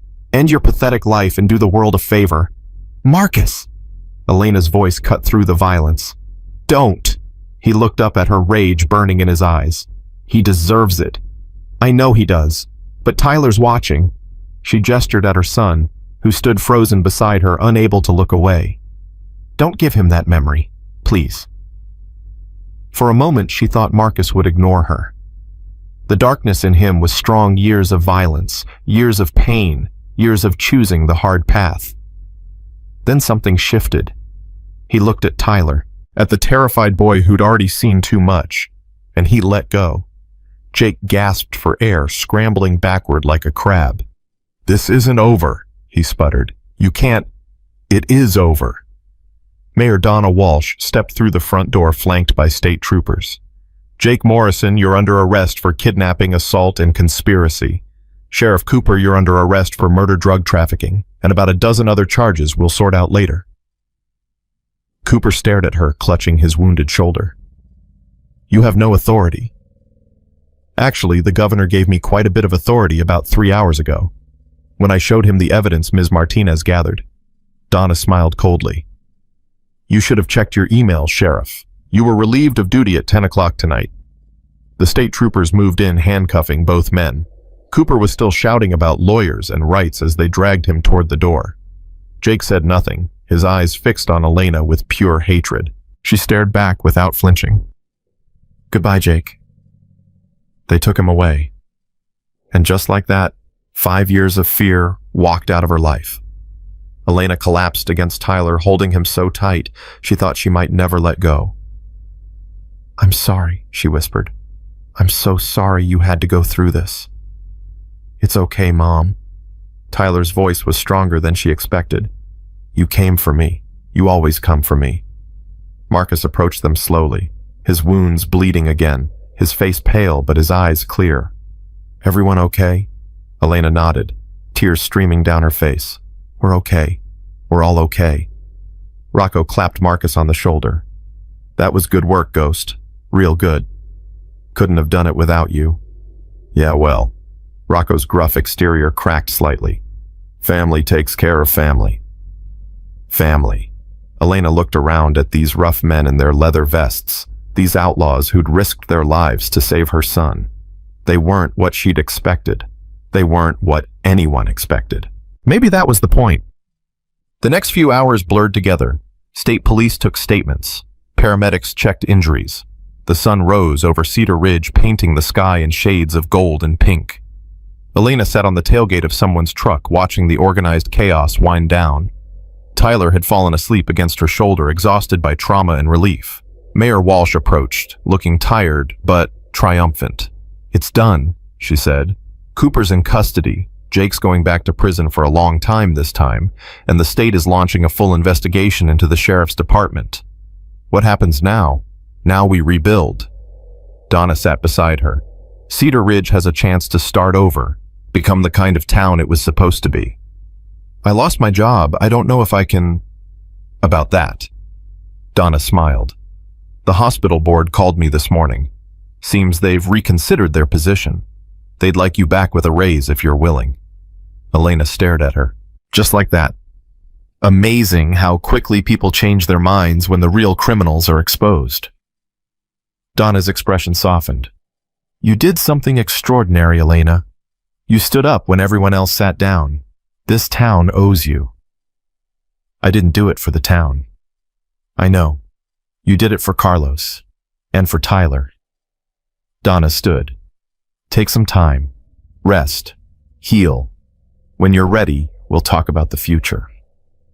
She walked away, leaving Elena alone with her sleeping son and her spinning thoughts. Marcus appeared a few minutes later, moving stiffly but under his own power. "Doctors want to take me to the hospital. Check my wounds." "You should go." "I know." He hesitated. "Elena, thank you." She cut him off, meeting his eyes. "For everything. For being there. For not killing Jake. For being someone Tyler could look up to. I'm not. You are." She reached out and took his hand. "Whatever you were before, whatever you've done tonight, you were a hero. My hero." Marcus was silent for a long moment. "Lily called," he finally said, "while we were at the mill. She's landing in 2 hours. Then you should go meet her." "I don't know what to say to her." "You'll figure it out." Elena squeezed his hand. "Start with the truth. Start with sorry. The rest will come." He nodded slowly. Then, impulsively, he leaned in and kissed her forehead. "You're the best person I've ever known, Elena Martinez." Before she could respond, he was gone, climbing into one of the Angels' trucks, disappearing toward the hospital and an uncertain reunion. Elena watched him go, something warm unfurling in her chest. Then Tyler stirred against her shoulder. "Mom, I'm here, baby. Is it really over?" Elena thought about Cooper in handcuffs, about Jake going back to prison, about the angels who'd risked everything to save them, about Marcus driving toward his daughter after 7 years of silence. "Yeah," she said softly. "It's really over." "What happens now?" Elena looked at the rising sun at the town she'd almost died to protect at the future stretching out before them. "Now we live, Tyler. We finally get to live." 3 days later, Elena returned to work. The hospital was different now. People who'd avoided her eyes before now nodded in greeting. Colleagues who'd whispered behind her back now stopped to chat.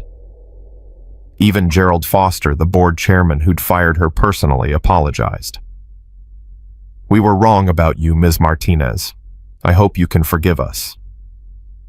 Elena wasn't sure she could, but she smiled and said the right things and got back to doing what she did best, helping people who were hurt. The town was changing too. With Cooper gone, the fear that had gripped Cedar Ridge for years began to lift. People talked more openly. Businesses that had been struggling started to recover. The angels once feared and hated were now treated with cautious respect. It helped that Rocco announced a new initiative. The club would fund a community center providing after-school programs for kids and job training for adults. The money came from their recreational fund, a polite way of saying they were redirecting resources from less legal activities. "We're not becoming saints," Rocco told Elena during one of his visits, "but maybe we can be something better than what we were." Marcus spent most of his time with Lily. Their reunion had been difficult. Tears, accusations, painful truths that had festered for 7 years. But they were working through it day by day, conversation by conversation. Elena saw them sometimes walking through town together. Lily was tall like her father, with the same pale blue eyes, but softer somehow, less guarded. She'd started volunteering at the hospital, drawn by a desire to help that Elena recognized. "She's studying to be a social worker," Marcus told Elena one afternoon. "Wants to help kids who've been through trauma." "That's wonderful." "Yeah." His voice was thick with emotion. "I don't deserve her, but I'm grateful for every minute I get." His health was declining. Elena could see it in the way he moved, the color that kept draining from his face, the cough that was getting worse. The cancer was advancing unstoppable despite the best efforts of modern medicine. But he wasn't giving up. "I've got plans," he told her. "Things I want to do well before." "Like what?" "Like testifying before Congress, about veteran suicide, about the VA system that failed me and a million others." His jaw set with determination. "Danny died because no one listened. I'm not going to let that be the end of the story. That's a big undertaking. I've got help." He glanced toward Lily, who was talking with Tyler across the room. "She's been making calls, setting up meetings. Turns out my daughter's got a gift for political organizing." Elena smiled. "Apple doesn't fall far. Don't know where she got it. Certainly not from me. Maybe it was always there. Just needed the right cause to bring it out." Marcus was quiet for a moment. "Elena, I need to ask you something." "Anything." "When I testify, if I make it that far, I want you to come with me. Be there. Tell your brother's story alongside mine." Elena's breath caught. "Carlos, he was a hero too. He died trying to do the right thing. The world should know about him." She thought about her brother, about the truth she'd finally learned, about the legacy he'd left behind, not a legacy of shame, but of courage. "Yes," she said. "I'll do it." A week later, the custody hearing finally happened. With Jake back in prison and Cooper's conspiracy exposed, the outcome was never really in doubt. The judge ruled in Elena's favor within minutes, granting her full custody of Tyler with no visitation rights for Jake. "He'll be eligible for parole in 15 years, the judge noted. "At that time, he can petition for limited contact. But until then, you and your son are free from any legal obligation to him." 15 years. Tyler would be 27, a grown man. Whatever relationship he chose to have or not have with his father would be his decision. Thank you, Your Honor. Outside the courthouse, Tyler threw his arms around her. It's really over now, isn't it? It's really over. Mom. He pulled back, his expression serious. I've been thinking about something. What's that? About what I want to do when I grow up. Before all this, I wasn't sure. But now, he took a deep breath. I want to be a journalist. I want to tell stories like this one. Stories about people who fight back, people who don't give up. Elena felt tears prick her eyes. I think that's a wonderful idea, honey. Marcus said he'd help. Introduce me to some people he knows. Tyler's face lit up. He said good stories can change the world, that the right words at the right time can make a difference. He's right. Mom. Tyler hesitated. Do you like him, Marcus? I mean, Elena thought about the wounded man she'd found in a ditch, about the monster she'd expected and the broken human she'd discovered instead, about the way he looked at her, the way he made her feel not rescued but seen. I think I do, she admitted. Is that okay? Tyler considered this seriously, the way he considered everything. I think so, he finally said. He's different from Dad, different from anyone I've ever met. He's scary sometimes, but not scary at us. Scary for us. He shrugged. That seems like a good thing. Elena laughed, pulling her son close. When did you get so wise? Must have learned it somewhere. That night, Elena found Marcus on her porch, staring at the stars. Couldn't sleep, he said without turning around. Too much going on in my head. Want to talk about it? He was silent for a long moment. I got the results today, from the oncologist. Elena's heart clenched. And 2 months, maybe 3. His voice was steady, matter-of-fact. The cancer's spread to my liver. There's nothing more they can do. She moved to stand beside him, their shoulders almost touching. I'm sorry, Marcus. Don't be. I've made my peace with it. He finally looked at her. I just wish... What? I wish I'd met you earlier, 20 years ago, before all the bad choices and the wasted time. His eyes glistened in the starlight. You make me want to be something I never thought I could be. And what's that? Good. The word hung between them. Just good. Elena reached out and took his hand. You are good, Marcus. You've always had it in you. It just took someone believing in it to bring it out. You believed in me when no one else did, not even myself. That's what people do for each other, the ones who matter anyway. They stood there in silence, hands intertwined, watching the stars wheel overhead. I'm going to D.C., Marcus said finally. Next month, for the testimony. I know. The doctors say the trip might kill me. I know that too. Are you still coming? Elena squeezed his hand. Wild horses couldn't stop me. Marcus smiled, a real smile, the kind that transformed his weathered face into something almost beautiful. Then let's make it count. The next morning, Elena woke to the sound of motorcycles. Not 1 or 2. Dozens. She ran to the window and felt her breath catch. The street in front of her house was filled with Hell's Angels, not just from Cedar Ridge patches from Montana, Colorado, Utah, California. Bikers she'd never seen before, all gathered in silent formation. Rocco stood at the front, his expression solemn. Elena threw on clothes and rushed outside. What is this? What's happening? This, Rocco said, is the family. All of it. Or at least as much as could make it on short notice. But why? Marcus appeared beside her, Lily at his side. He looked as stunned as Elena felt. They're here for me, he said quietly. We heard about the testimony, Rocco explained, about what you're planning to do, and we decided if Ghost is going to war, he's not going alone. Elena looked at the assembled riders, hundreds of them, now filling the street, their engines idling in perfect synchronization. You're all going to D.C. Every last one of us, Rocco's voice carried across the gathering, because that's what brothers do. We ride together. We fight together. And if necessary, we die together. The response came from 100 throats at once. Marcus stood frozen, overwhelmed by the display.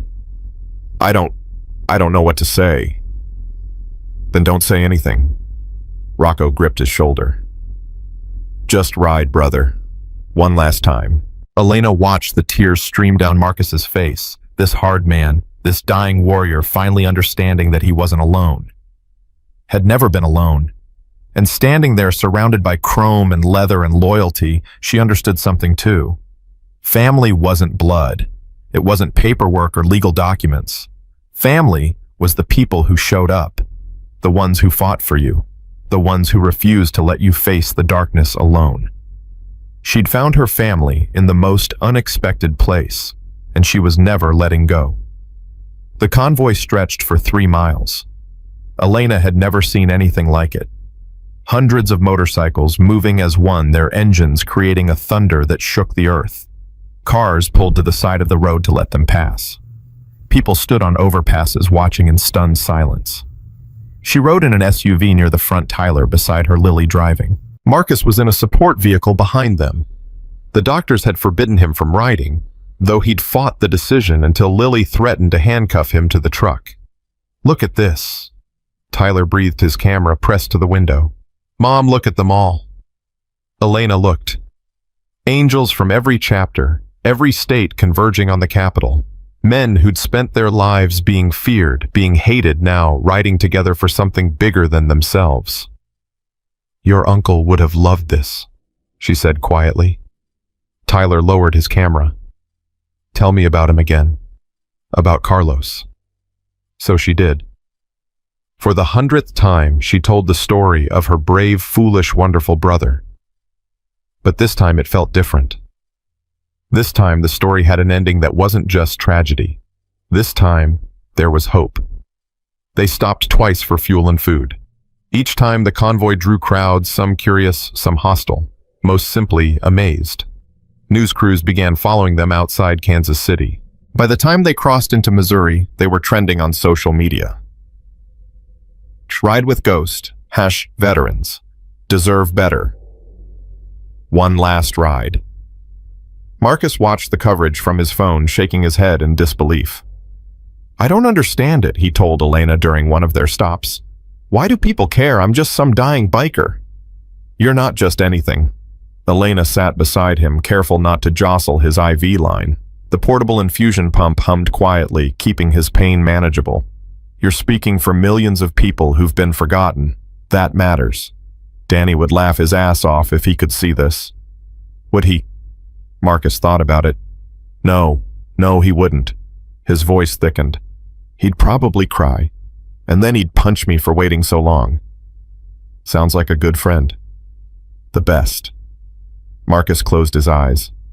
I'm tired, Elena, so damn tired. Rest. We've got another 12 hours until DC. Will you stay, just for a while? Elena took his hand. I'm not going anywhere. He was asleep within minutes. Lily appeared in the doorway of the support vehicle, her expression worried. How is he, Mo? Holding on. Elena didn't sugarcoat it. But the trip is taking its toll. The doctors said, I know what they said. He knows too. Elena met Lily's eyes. He's choosing this. We have to respect that. Lily sank into a seat across from them. I spent 7 years hating him, 7 years thinking he abandoned me because I wasn't worth staying for. She wiped her eyes. And now I'm watching him kill himself trying to do something good. He's not killing himself. He's dying anyway. The difference is how he spends what's left. That doesn't make it easier. No, it doesn't. They sat in silence watching Marcus sleep. He talks about you, Lily said finally.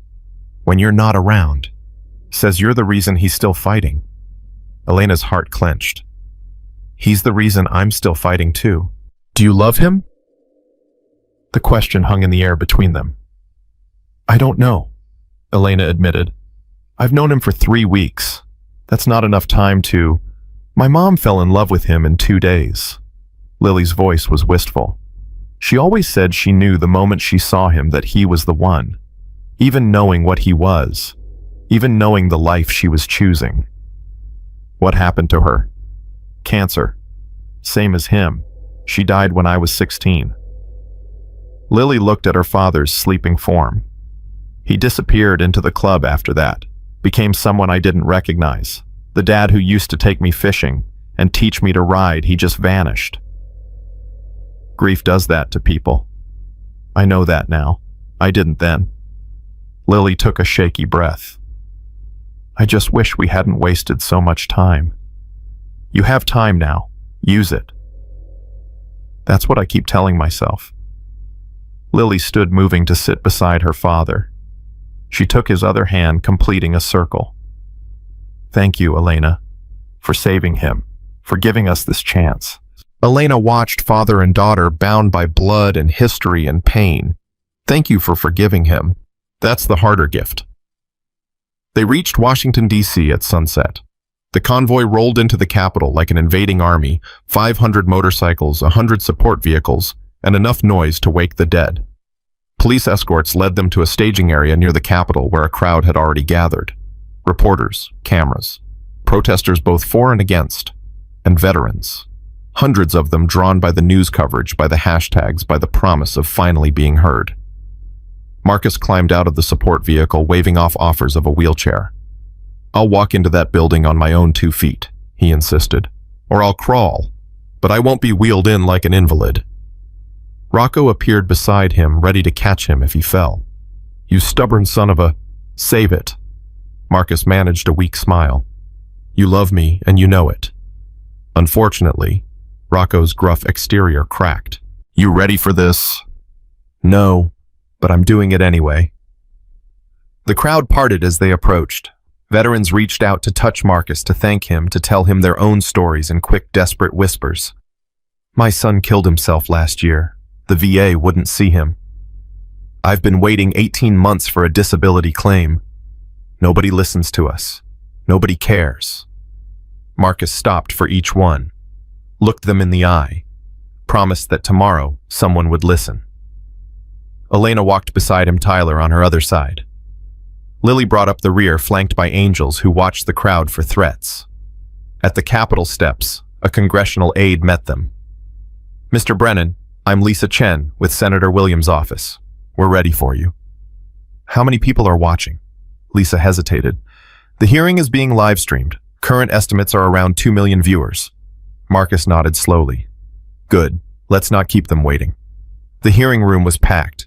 Senators sat behind a raised dais, their expressions ranging from supportive to skeptical. Cameras lined the walls. In the gallery, veterans filled every available seat with hundreds more watching on screens in overflow rooms. Elena took her place behind Marcus, her hand on his shoulder. She could feel him trembling, not from fear, but from the effort of staying upright. You can do this, she whispered. Stay close. Always. The chairman banged his gavel. This hearing of the Senate Committee on Veterans Affairs will come to order. Our witness today is Marcus Brennan, a decorated Army Ranger and current member of the Hells Angels Motorcycle Club. Mr. Brennan has requested the opportunity to testify about the VA's treatment of veterans and the epidemic of veteran suicide. The chairman's expression was neutral. Mr. Brennan, you may proceed. Marcus leaned forward, his voice surprisingly strong for a dying man. Thank you, Senator. I'll be brief. I don't have a lot of time left in more ways than one. A murmur rippled through the room. My name is Marcus Brennan. They call me Ghost. I served 3 tours in Afghanistan as an Army Ranger sniper. I was decorated for valor. I was honored for my service. And when I came home broken, my country threw me away like garbage. He paused, letting the words sink in. I'm not here to ask for pity. I made my choices. I joined a motorcycle club that the government calls a criminal organization. I did things I'm not proud of. But I want you to understand why. I want you to understand how a decorated veteran ends up wearing a death head patch instead of a flag on his shoulder. The room was silent. When I came back from Afghanistan, I was a mess. PTSD, night terrors, survivor's guilt, the whole package. I went to the VA for help. You know what they told me? The next available appointment was in 6 months. 6 months of waking up screaming. 6 months of not being able to hold a job or maintain a relationship. 6 months of my life falling apart while I waited for someone to care. Marcus's voice hardened. So I found people who did care. Brothers who'd been through the same thing. Men who understood what it meant to kill and to watch friends die. The club became my family because the country I'd fought for had no place for me. He looked directly at the cameras. I'm dying. Pancreatic cancer. I've got maybe 2 months left. But before I go, I need you to hear me. I need you to hear all of us. Marcus pulled out a piece of paper, his hands shaking. These are names. 23 names. All veterans I served with or met through the club. All dead. Not from enemy fire. Not from IEDs. From suicide. From overdoses. From the slow death of being forgotten. He began to read. Daniel Morrison. Sergeant. 2 tours. Killed himself in his garage after the VA denied his disability claim for the 3rd time. James Rodriguez. Staff Sergeant. 3 Purple Hearts. Overdosed on painkillers when he couldn't get mental health support. Thomas Williams. Private First Class. 22 years old. Shot himself 6 weeks after coming home because no one told him it was okay to not be okay. By the time Marcus finished reading all 23 names, he was crying. So were half the people in the room. 22 veterans take their own lives every single day, Marcus said. Every single day. That's not a statistic. That's a goddamn massacre. And it's happening while we sit in hearings and write reports and pretend that we're doing enough. He slammed his hand on the table. We're not doing enough. We're failing them. I'm dying anyway. I've got nothing left to lose. So I'm going to say what everyone's thinking. The VA is broken. The system is broken. And until we fix it, we're going to keep burying our heroes in flag-draped coffins while politicians give speeches about their sacrifice. The chairman leaned forward. Mr. Brennan, what would you have us do? Fund mental health services. Real ones. Not 6-month waiting lists and 15-minute appointments. Hire more counselors. Hire veterans to counsel veterans. Create peer support programs that actually work. Marcus's voice grew stronger with every word. Stop treating us like numbers on a spreadsheet and start treating us like human beings who gave everything for this country. He turned to look at Elena. I want to introduce someone. Her name is Elena Martinez. She's a nurse. 2 weeks ago, she found me dying on the side of the road. Any sane person would have driven past. I'm a Hell's Angel, for God's sake. But she stopped. She saved my life, and she's been fighting for me ever since. Elena felt every eye in the room turn to her.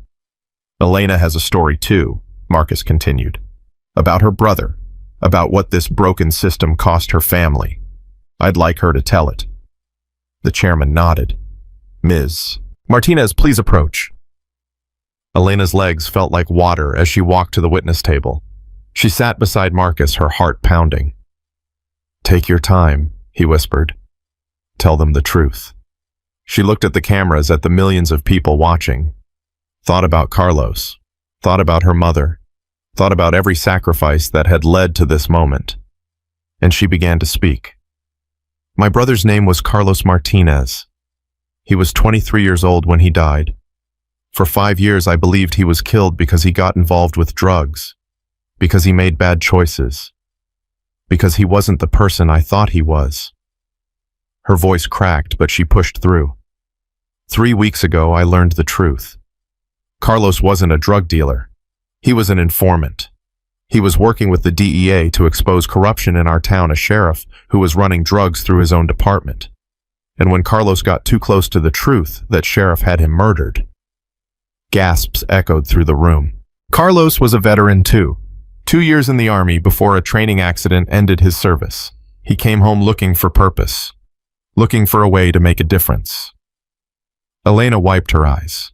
He found it, and it killed him. She looked directly at the senators. I'm not here to ask for justice for my brother. The man who killed him is in custody. Justice is coming. I'm here to tell you that Carlos isn't unique. There are thousands of veterans like him, people who come home from war wanting to serve, wanting to matter and finding a system that doesn't know what to do with them. She reached over and took Marcus's hand. This man saved my son's life. He's dying, and instead of spending his last weeks with his daughter, he's here, begging you to do your jobs. Her voice hardened. He shouldn't have to beg. None of them should. They served. They sacrificed. They deserve better than waiting lists and bureaucracy and empty promises. Elena stood, her whole body trembling. My brother died a hero. Marcus is dying a hero. The question is, what are you going to do about it? She returned to her seat, shaking. Marcus squeezed her hand under the table. That was perfect, he whispered. The hearing continued for another 2 hours. Senators asked questions. Veterans testified. Statistics were presented, analyzed, debated. But Elena knew the moment that would matter, the moment that would change everything, had already happened. 2 people telling their truth. 2 broken lives demanding to be heard. The rest was just noise. After the hearing, they were mobbed. Reporters shouting questions. Veterans wanting to share their stories. Politicians seeking photo opportunities. The chaos was overwhelming. Marcus handled it like the soldier he was, answering questions, shaking hands, never losing his composure. But Elena could see the cost. Each minute drained him further. Each interaction took something he couldn't spare. Finally, Rocco intervened. That's enough. He needs rest. They retreated to a hotel that the club had secured. The entire floor was filled with angels, standing guard like medieval knights protecting their king. Marcus collapsed onto the bed the moment they were alone. I can't feel my legs, he admitted. Elena checked his vitals. His blood pressure was dangerously low. His pulse was weak and thready. You pushed too hard. I had to. This was my one shot. Marcus, don't. He grabbed her hand. Don't tell me I should have been more careful. Don't tell me I'm making things worse. I know all that. But this mattered. This was worth it. Elena wanted to argue, wanted to scream at him for being so reckless with the time he had left. Instead, she just held his hand. The testimony is trending, Lily reported from her phone. #1 worldwide, 50 million views and climbing. What are people saying? Marcus asked. They're angry. At the VA, at the government, at everyone who's been ignoring this. Lily's eyes glistened. They're calling you a hero, Dad. I'm not a hero. Tell that to the million people who just commented that you changed their minds. Tyler appeared in the doorway, his face flushed with excitement. Mom, you have to see this. Senator Williams just announced emergency legislation. They're calling it the Ghost Act, funding for veteran mental health services. It's going to the floor next week. Marcus closed his eyes. Danny, he whispered. We did it, brother. We finally did it. Elena felt tears streaming down her face. You did it, Marcus. You. No. He opened his eyes, looking at her with such intensity it took her breath away. We did it. All of us. Together. The next morning everything fell apart. Elena woke to the sound of alarms. Medical alarms. Coming from Marcus's room. She ran. Lily was already there, screaming for help. Marcus was seizing on the bed, his body convulsing violently. Get the medics! Elena shouted, falling into crisis mode. Now. She turned Marcus on his side, protecting his airway, counting the seconds. 30. 45. A full minute of violent shaking before it finally stopped. He went limp. Marcus. Lily grabbed his face. Dad. Dad, can you hear me? His eyes fluttered open. Unfocused. Confused. Where? Elena. I'm here. I'm right here. She checked his pulse. Still weak. Getting weaker. The seizure was caused by the cancer spreading. It's in his brain now. What does that mean? Lily demanded. Elena couldn't answer. Couldn't say the words out loud. The medics arrived.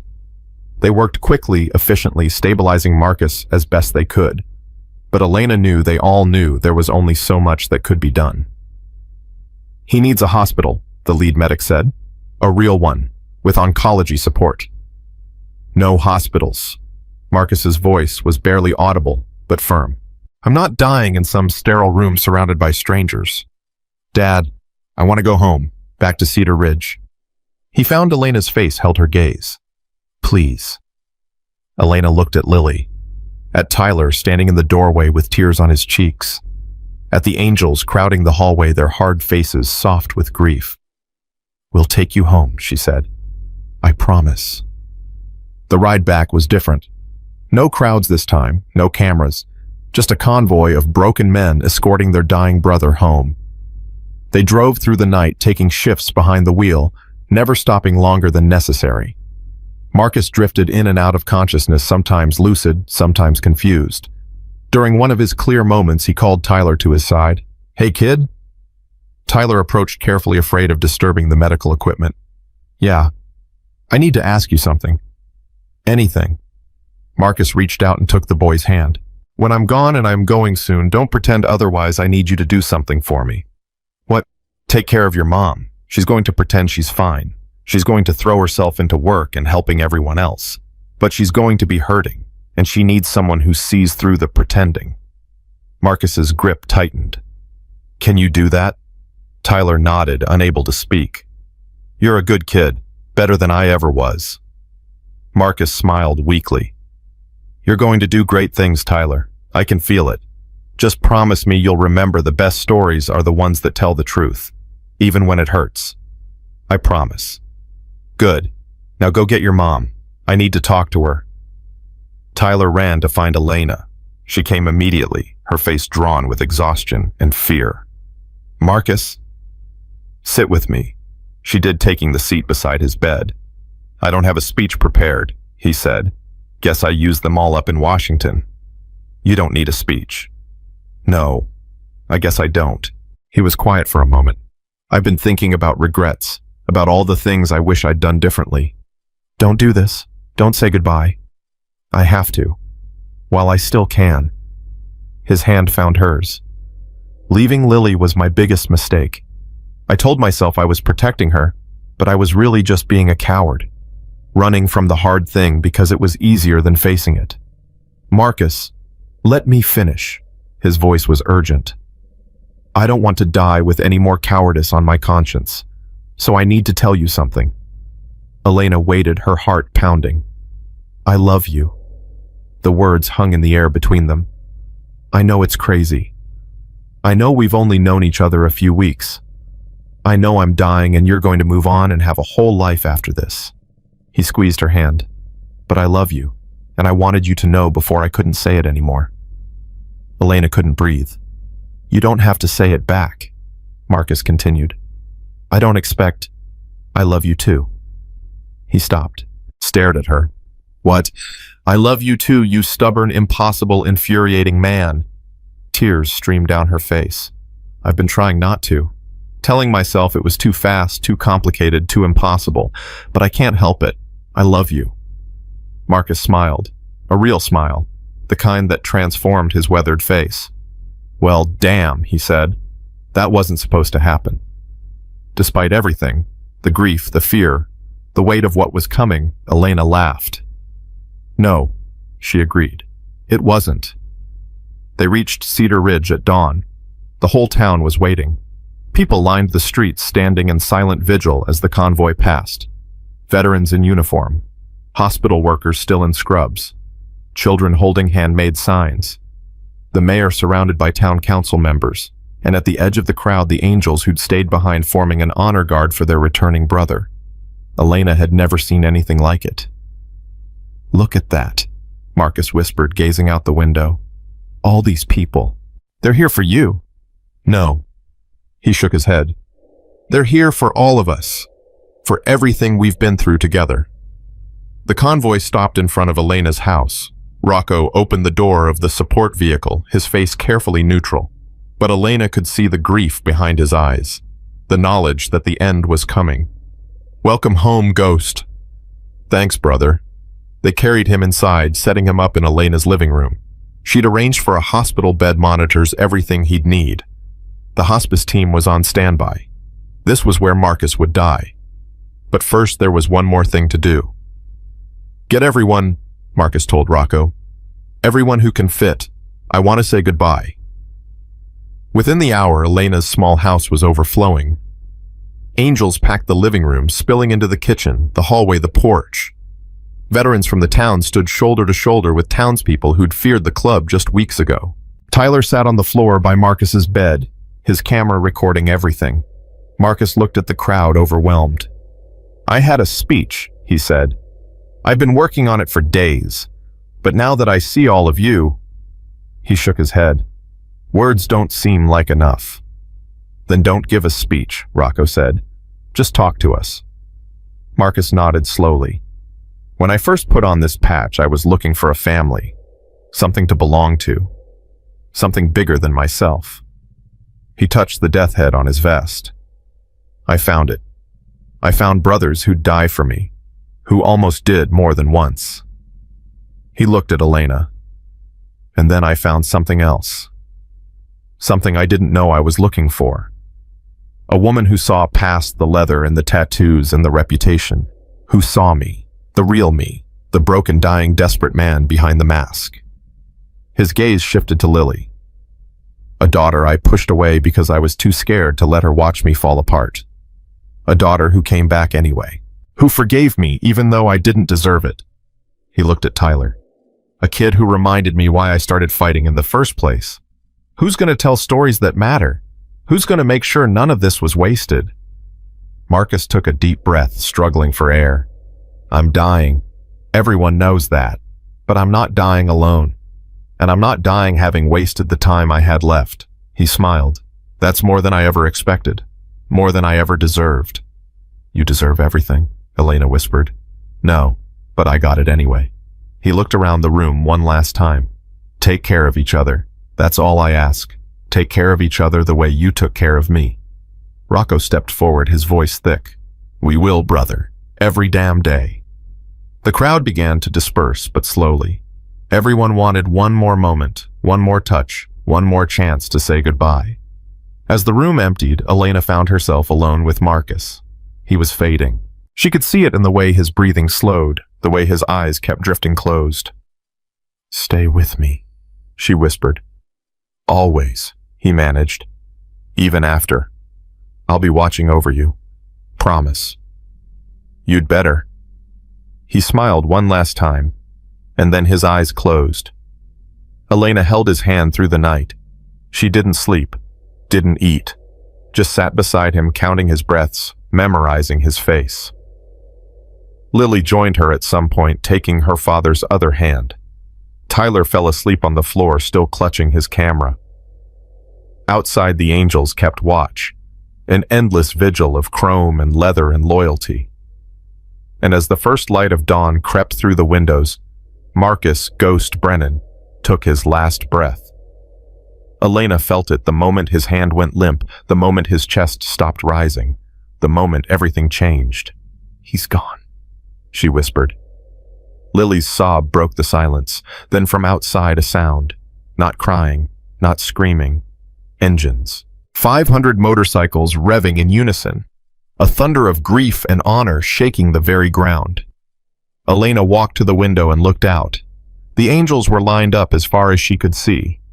Every one of them had removed their helmets, holding them over their hearts. Rocco stood at the front, tears streaming down his face. "Ride free, Ghost," he called out. "Ride free, brother." The engines roared once more, and then silence. The man who had been a monster, a stranger, a dying ghost, was finally at peace. And the woman who had saved him stood at the window, watching the sun rise, knowing that nothing would ever be the same. Elena didn't cry at the funeral. She wanted to. God, she wanted to. But something held the tears back, a strange, fierce pride that refused to let her break. Not here, not in front of the 500 people who'd come to say goodbye. The church couldn't hold them all.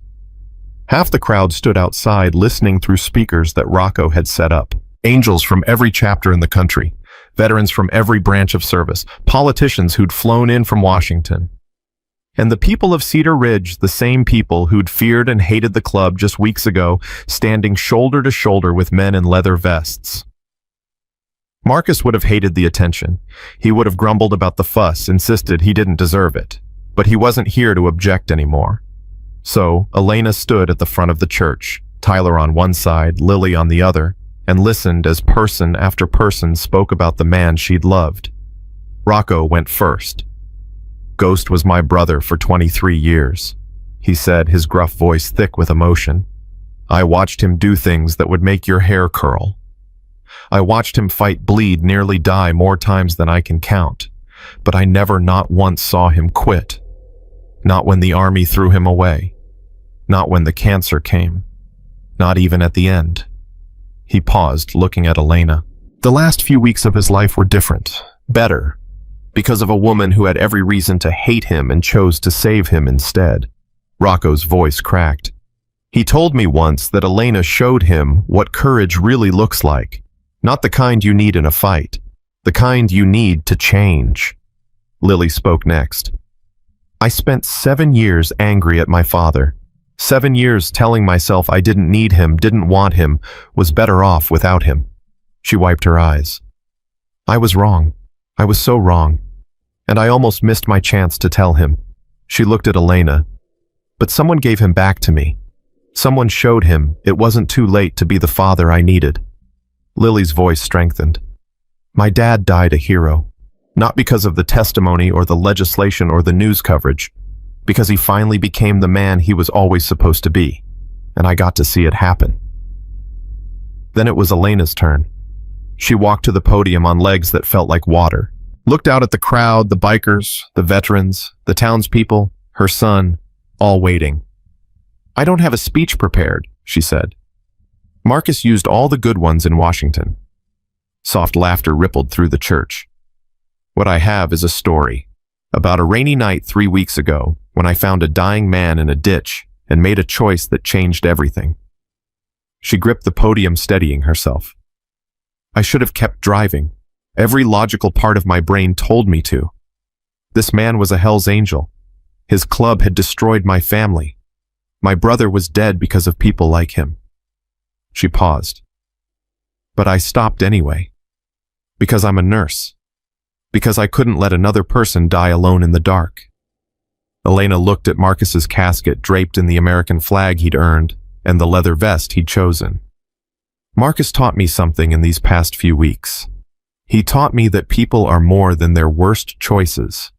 That redemption isn't just possible, it's necessary. That the only way to break the cycle of hate and fear and violence is to reach out to the people we're supposed to despise and treat them like human beings. Her voice grew stronger. He also taught me that it's never too late to change, never too late to make amends, never too late to become someone worth loving. She felt the tears finally coming, but she didn't fight them. Marcus Brennan was a lot of things, a soldier, a criminal, a father, a friend. But to me, he was proof that the human spirit can overcome anything, even itself. She looked directly at Tyler. My son asked me once why I saved Marcus. I told him it was because I couldn't watch another person die. But that wasn't the whole truth. Elena's voice cracked. I saved him because some part of me recognized something in him, a brokenness that matched my own, a desperate need to matter, to make a difference, to leave the world better than we found it. She turned back to the crowd. Marcus is gone, but what he started isn't. The Ghost Act is moving through Congress. Thousands of veterans are finally getting the help they need. A town that was poisoned by corruption is healing. She took a shaky breath. That's his legacy. Not the patch or the reputation or the fear, the change, the hope, the proof that one person, one dying, desperate, impossible person can still change the world. Elena stepped back from the podium. Ride free, Marcus. I'll see you again someday. The burial was private. Just Elena, Tyler, Lily, and Rocco standing around a grave in the Veterans Cemetery. Marcus had earned the right to be buried here. His military service, however long ago, still counted. They lowered the casket into the ground. Lily threw in a handful of dirt, sobbing quietly. Tyler added a photograph, the one he'd taken of Marcus on the ride to Washington, laughing at something Rocco had said. Elena placed a single white rose on the casket. "I love you," she whispered. "I'll always love you." Rocco was last. He removed his own patch, the death head that marked him as president, and dropped it into the grave. "For the road, brother, in case you need to prove who you are on the other side." They stood in silence as the groundskeepers filled in the grave. When it was done, Rocco turned to Elena. "What now?" She looked at the fresh mound of earth at the headstone that read simply, "Marcus Ghost Brennan. He came back from the dead to find his soul."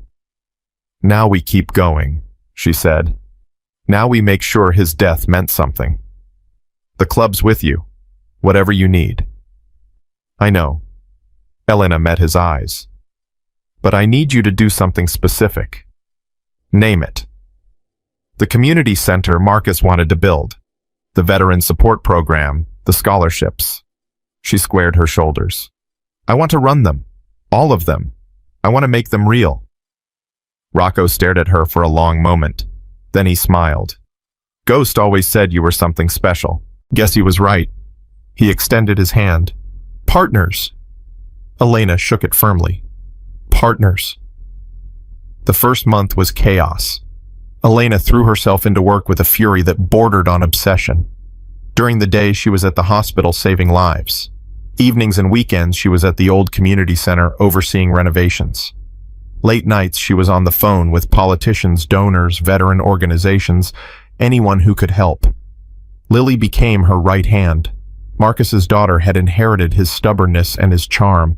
She handled the media, the fundraising, the endless bureaucratic obstacles. Within weeks, she'd raised more money than anyone thought possible. "People want to help," Lily told Elena during one of their rare quiet moments. "They just needed someone to show them how." Tyler documented everything. His photographs of the renovation angels working alongside townspeople, veterans, teaching construction skills to teenagers, old enemies becoming new friends, went viral. News outlets picked them up. The story of Cedar Ridge's transformation spread across the country. "You're good at this," Elena told her son one evening, reviewing his latest batch of images. "Marcus taught me. He said the best stories are the ones that show people what's possible." He was right. Tyler hesitated. "Mom, can I ask you something?"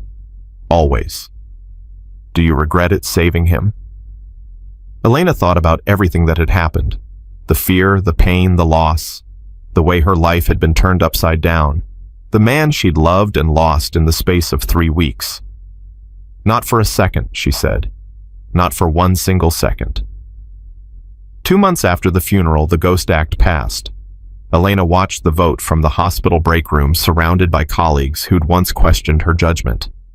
The final tally was 94-6, a landslide that exceeded everyone's expectations.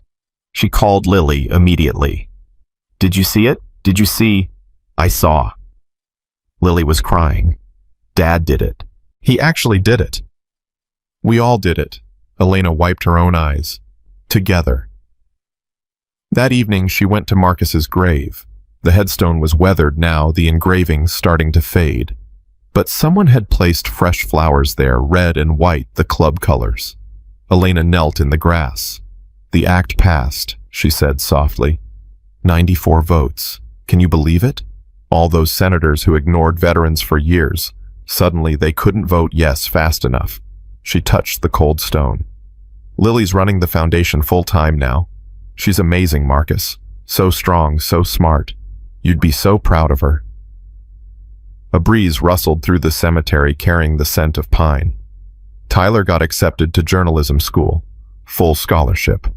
He's going to tell stories that matter, just like you said. Elena smiled through her tears. "He still carries that photograph of you everywhere. The one from the ride." She was quiet for a moment. "I miss you. Every single day I miss you. I keep expecting to see you on my porch, or hear your voice in the hallway, or feel your hand in mine." Her voice broke. "It's not fair. We should have had more time. We should have had years." The wind picked up almost like a response. But I'm not going to waste what we did have. I'm going to keep fighting, keep building, keep proving that what you started wasn't for nothing. Elena stood brushing dirt from her knees. That's my promise to you. Every day for the rest of my life. She placed her hand on the headstone one last time. I love you, Ghost. I always will. Then she walked away toward the future they'd built together. 6 months later, the Ghost Foundation opened its doors. The old community center had been transformed. Counseling rooms, job training facilities, a computer lab, a gym, everything a veteran could need to rebuild their life.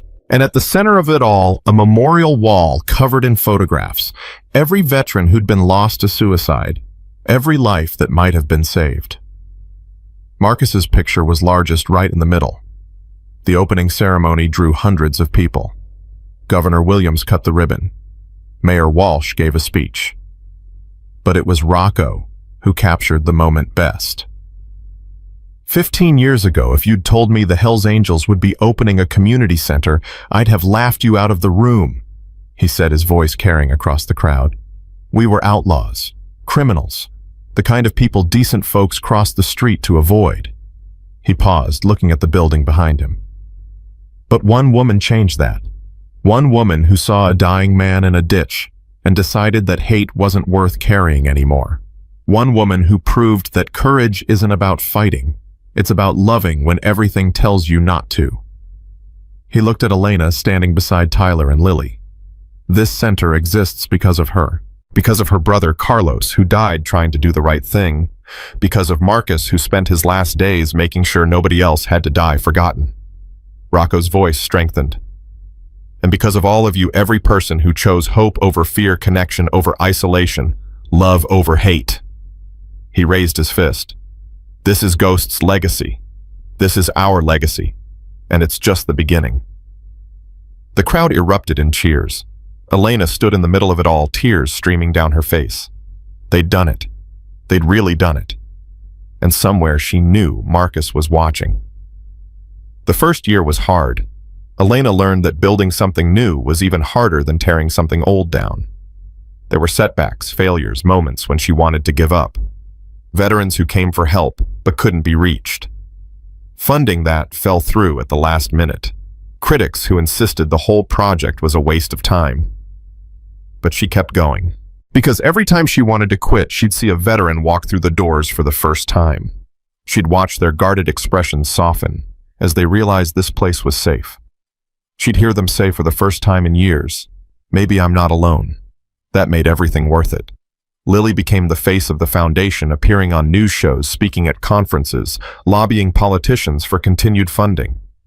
She had Marcus's intensity and her mother's warmth, a combination that made her impossible to ignore. My father spent his life running from his past, she told a packed auditorium at a veterans advocacy conference. But in the end, he ran toward it, toward the pain, toward the truth, and he proved that the only way to heal is to stop hiding. Tyler graduated from journalism school a year early. His thesis project, a documentary about the transformation of Cedar Ridge, won national awards. Studios offered him jobs. Publications begged for interviews. But Tyler turned them all down. "I'm staying here," he told Elena. "This is where the real stories are." He took a job at the local paper, covering the community that had become his family. His articles about veterans, about recovery, about second chances, reached audiences far beyond Cedar Ridge. "You're making a difference," Elena told him one evening reading his latest piece. "That's the goal." Tyler smiled a grown-up smile, confident and calm.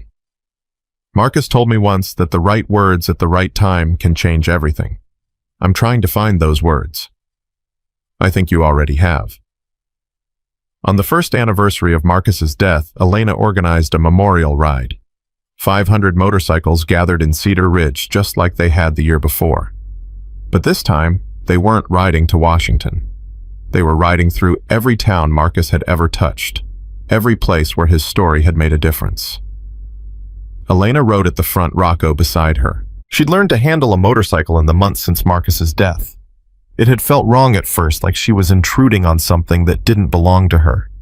But as she got more comfortable, she began to understand why he'd loved it so much. The freedom, the wind, the feeling of being part of something bigger than yourself. They rode for 3 days. At every stop, crowds gathered. Veterans, families, ordinary people who'd heard the story and wanted to pay their respects. They lit candles, shared memories, made donations to the foundation. By the end of the ride, they'd raised over $2 million. Marcus would be embarrassed, Rocco said, surveying the final tally. Marcus would be proud, Elena corrected, even if he'd never admit it. The second year brought changes Elena hadn't expected. Sheriff Cooper's trial ended with a guilty verdict on all counts. He was sentenced to life in prison without parole. The day the verdict came down, Elena visited Carlos's grave for the first time in months. "Justice," she said simply. "Finally." Jake tried to reach out from prison. Letters, phone calls, even a request for visitation. Elena ignored them all. Some wounds couldn't be healed. Some people didn't deserve second chances. Tyler understood without being told. "He's not my father," he said one day apropos of nothing. "Not really. He's just someone who hurt us." "Who's your father then?" Tyler thought about it. "Marcus, I guess. As much as anyone." He shrugged. "He taught me more in 3 weeks than Jake did in 12 years. Elena pulled her son into a hug. "He would have loved to hear you say that." Lily got married the following spring. She'd met someone at a veterans advocacy conference, a former Marine named David, who'd lost both legs in Afghanistan. They'd bonded over shared grief and found something neither had expected: hope. Elena stood as Lily's maid of honor, watching Marcus's daughter walk down the aisle in a white dress that made her look like her father's best dreams come true. "I wish he could see this," Lily whispered before the ceremony. "He can," Elena said. "I'm sure of it." The reception was held at the community center. Angels mingled with Marines. Veterans danced with townspeople. Children ran between tables while their parents laughed and cried and celebrated. Rocco found Elena near the memorial wall, staring at Marcus's photograph. "You okay?" "I'm perfect," she smiled. "Just thinking. About how much has changed. How much is still changing." She turned to face him. 3 years ago, I was a scared single mom, barely holding my life together. Now look at this." She gestured at the celebration around them. "You built something incredible, Elena. Ghost would be damn proud. We built it, all of us." She touched Marcus's photograph gently. "He just showed us where to start." The third year brought Tyler's wedding. He married a young woman named Sarah, a social worker he'd met through the foundation. She was kind, fierce, and absolutely unafraid of the complicated family she was marrying into. "You're gaining a son-in-law who hangs out with bikers," Tyler warned her before the ceremony. "Please, I've met Rocco. He cried at our engagement party." "That's supposed to be a secret." Too late. The wedding was small, just family and close friends. But family had come to mean something much larger than blood. Angels in formal vests stood beside nurses in their finest dresses.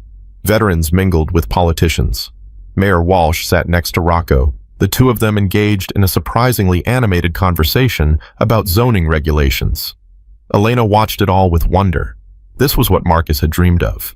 Not just a foundation or a memorial, a community, a family, a proof that broken people could come together and build something beautiful. When Tyler and Sarah exchanged vows, Elena finally let herself cry. Happy tears, proud tears, the kind of tears that meant everything was exactly as it should be. On the 5th anniversary of Marcus's death, Elena made a decision. She stood at his grave, the Wyoming wind whipping at her hair, and spoke to him like she had every year since he'd gone. "I'm retiring from nursing," she said. "Not completely, I'll still volunteer at the clinic, but the foundation needs me full-time now. We're opening centers in 3 more states. The Ghost Act got extended and expanded. There's so much work to do." She knelt in the grass, her fingers tracing the weathered letters of his name. "Lily's pregnant. Did I tell you that your first grandchild? A little girl. They're naming her Hope. Elena laughed softly. You'd make the worst grandfather you know. Spoiling her rotten, teaching her to ride motorcycles, telling her stories about the bad old days. The wind rustled through the trees. Tyler won another award for his documentary about veteran suicide. Some fancy thing from the Journalism Society. He pretended he didn't care, but I saw his face when they called his name. She smiled. He's so much like you. The stubbornness, the determination, the way he refuses to give up on anyone. I think you'd like the man he's become. Elena was quiet for a moment. The town voted to rename the main street, Ghost Boulevard. Can you believe it? The same street where people used to cross to the other side when they saw your brothers coming. Now there's a mural of you on the old bank building. Kids take pictures in front of it. She stood brushing dirt from her knees. I still miss you. Every single day. But it's different now. Not the sharp, cutting grief from the beginning. More like a quiet ache. A reminder that you were real, that what we had was real, that love doesn't end just because someone dies. A motorcycle rumbled in the distance. Elena smiled. Rocco's waiting. We're doing the memorial ride again, bigger than ever this year. 2,000 bikes. They're coming from everywhere. From overseas even. Veterans who heard your testimony, who saw what we built, who wanted to be part of something good. She placed her hand on the headstone one final time. You did that, Marcus. You showed people what was possible. And they're still following your lead 5 years later. That's the kind of legacy most people only dream about. The motorcycle engine grew louder. I have to go, but I'll be back. I always come back. Elena leaned down and kissed the cold stone. I love you, Ghost. Today, tomorrow, forever. She walked toward the waiting motorcycle, toward the road ahead, toward the future they'd built together. At the cemetery gate, Rocco handed her a helmet. Ready? Elena looked back at Marcus's grave one last time. Then she climbed onto the bike, wrapped her arms around Rocco's waist, and nodded. Let's ride. The memorial ride stretched for miles. 2,000 motorcycles, their engines creating a thunder that shook the earth. They rode through Cedar Ridge, past the foundation, past the hospital, past the spot on Route 7, where Elena had found Marcus in a ditch 5 years ago. At that spot, they stopped. Elena walked to the edge of the road, to the exact place where she'd knelt in the mud, and made a choice that changed everything. The crowd fell silent.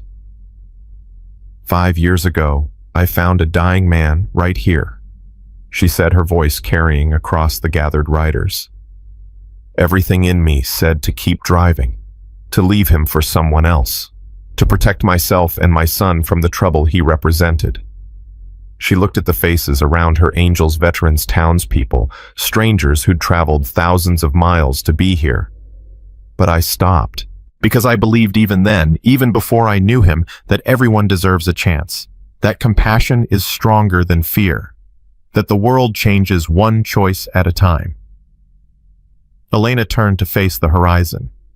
Marcus Brennan was a lot of things, not all of them good. He made mistakes that hurt people. He carried guilt that nearly destroyed him. But in the end, he became something more. He became proof that redemption is real, that it's never too late to matter. She raised her voice. That's what this ride is about. That's what the foundation is about. Not mourning the dead, but honoring them by living differently, by choosing kindness when it's hard, by reaching out to the people society throws away, by refusing to give up on anyone, including ourselves. The crowd murmured in agreement. Marcus asked me once why I saved him. I told him it was because I'm a nurse, because helping people is what I do. But that wasn't the whole truth. Elena looked at the sky, at the clouds drifting overhead like distant promises. The truth is, I saved him because I needed saving too. We all do. We're all broken in some way, carrying wounds that nobody sees. And the only cure for that brokenness is connection, reaching out, being brave enough to love when everything tells us not to. She turned back to the crowd. Marcus taught me that. In 3 short weeks, he taught me more about courage and hope and love than I'd learned in 30 years. Her voice cracked but held steady. And I'm going to spend the rest of my life making sure that lesson isn't wasted. She walked back to her motorcycle, climbed on, and started the engine. For Ghost, Rocco shouted. For Ghost! 2,000 voices answered, and the convoy roared back to life, carrying Elena forward into a world that Marcus had helped reshape one act of impossible compassion at a time. The sun set behind them as they rode, painting the sky in shades of gold and crimson. Elena felt the wind on her face, the rumble of the engine beneath her, the presence of 2,000 souls riding with her toward tomorrow. She thought about Carlos, whose death had started everything, about Tyler, who'd grown from a scared boy into a man who told stories that mattered, about Lily, who'd forgiven her father and built something beautiful from his ashes, about Rocco and the angels who'd transformed from outlaws into protectors, about the town that had learned to see past its fears, and about Marcus. Always Marcus, the dying man who'd taught her how to live. "Thank you," she whispered into the wind, "for everything." And somewhere in the thunder of 500 engines and the warmth of the setting sun, she could almost hear his voice answering, "Thank you, Elena, for stopping." 1 year later, Elena stood at the podium of the National Veterans Memorial in Washington, D.C. The Ghost Act had been expanded again. 23 new treatment centers were opening across the country. Veteran suicide rates had dropped for the first time in a decade. And Elena Martinez, a single mother who'd once been afraid of her own shadow, had been named National Advocate of the Year. She looked out at the crowd, thousands of veterans, politicians, activists, families. Her family. Tyler and Sarah, their newborn son, sleeping in Tyler's arms. Lily and David, their daughter Hope, toddling between them. Rocco and the angels, their leather vests gleaming in the afternoon sun. 6 years ago, I was nobody, Elena began. A tired nurse driving home on a rainy night. A single mother trying to survive. A woman carrying grief and fear and anger like weights around her neck. She paused, letting the memory wash over her. Then I found a dying man in a ditch. A Hell's Angel. A stranger. Someone I should have hated, should have left, should have driven past without a second thought. She looked at the memorial behind her, the names of every veteran who'd been lost, stretching as far as the eye could see. I stopped. I helped him, and everything changed. Her voice grew stronger. Marcus Brennan showed me that courage isn't about being unafraid. It's about being terrified and choosing to love anyway. He showed me that redemption isn't given, it's built one difficult choice at a time. He showed me that the human spirit can overcome anything, even itself. She looked at her family, at the people who'd become her world. They asked me to talk about the Ghost Act today, about policy and funding and statistics. And those things matter, God knows they matter. But they're not the real story. Elena stepped away from the podium, moving to the edge of the stage. The real story is about a choice. A moment when you see someone suffering and decide whether to help or to walk away. A split second that determines whether you become part of the problem or part of the solution. She spread her arms, encompassing the entire crowd. Every single one of you has faced that choice, in your families, your communities, your lives. And what I want you to know, what I need you to understand is that it's never too late to choose differently. It's never too late to stop. It's never too late to save someone, even if that someone is yourself. Elena returned to the podium for her final words. Marcus Brennan died 6 years ago, but his legacy lives on in every veteran who walks through our doors and finds hope, in every family that doesn't have to bury their hero, in every act of compassion that proves hate doesn't have to win. She looked directly into the cameras, knowing millions of people were watching. So here's my challenge to you. The next time you see someone suffering, a stranger, an enemy, someone you think doesn't deserve your help, stop anyway. Reach out anyway. Choose love anyway. Her voice rang out across the memorial. Because that's how we change the world. Not with laws or money or speeches, with choices, one impossible act of compassion at a time. She stepped back from the podium as the crowd erupted in applause. Tyler was the first to reach her, wrapping her in a hug, while Sarah laughed and the baby stirred. That was incredible, Mom. I just told the truth. That's what makes it incredible. Lily was next, tears streaming down her face. Dad would be so proud. He is proud. Elena pulled her into the embrace. I can feel it. Rocco approached last, his weathered face soft with emotion. Hell of a speech, Elena. I learned from the best. Ghost wasn't much of a speaker. No, she smiled. but he was one hell of a teacher. That night, Elena returned to Marcus's grave one final time. She knelt in the grass, touching the headstone that bore his name. "I did it," she whispered. "Everything we dreamed about, everything you hoped for. It's real now. It's changing the world." The stars wheeled overhead, infinite and eternal. "I used to wonder if you could hear me, if you knew what we've built, if any of it reached you wherever you are." Elena smiled. "I don't wonder anymore. I know you're watching. I know you're proud."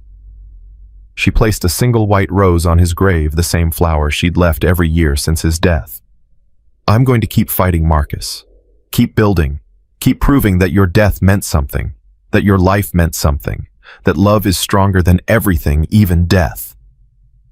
Elena stood, brushing dirt from her knees. "But not tonight. Tonight I'm going to go home with my family, hold my grandchildren, remember everything we had, even if it was only 3 weeks." She touched the headstone one last time. "I love you, Ghost. I'll always love you. And someday, not soon, but someday I'll find you again. And we'll ride together, forever." The wind whispered through the cemetery like a kiss. Elena walked away toward the lights of home, toward the family that waited, toward the future that Marcus had helped her build. She didn't look back. She didn't need to. Because some loves never end. Some connections transcend death itself. And some choices, the impossible, terrifying, beautiful choice to stop for a dying stranger, change everything. Elena Martinez had learned that 6 years ago on a rainy night in Wyoming. And she would carry that lesson with her until her last breath. Not as a weight, as wings. The night she found Marcus Brennan, Elena was nobody. A tired nurse, a scared mother, a woman running from her past. The night she buried him, she was something more. A leader, a healer, a proof that one act of compassion could ripple across the world. And now, standing under the stars with her family around her and her future ahead, she finally understood what Marcus had tried to tell her all those years ago. We don't get to choose our wounds. We don't get to choose our scars. But we do get to choose what we build from them. Elena had built a legacy, not of leather and chrome and fear, of love, of hope, of the unshakable belief that no one is beyond saving. And that was worth everything. That was worth stopping for.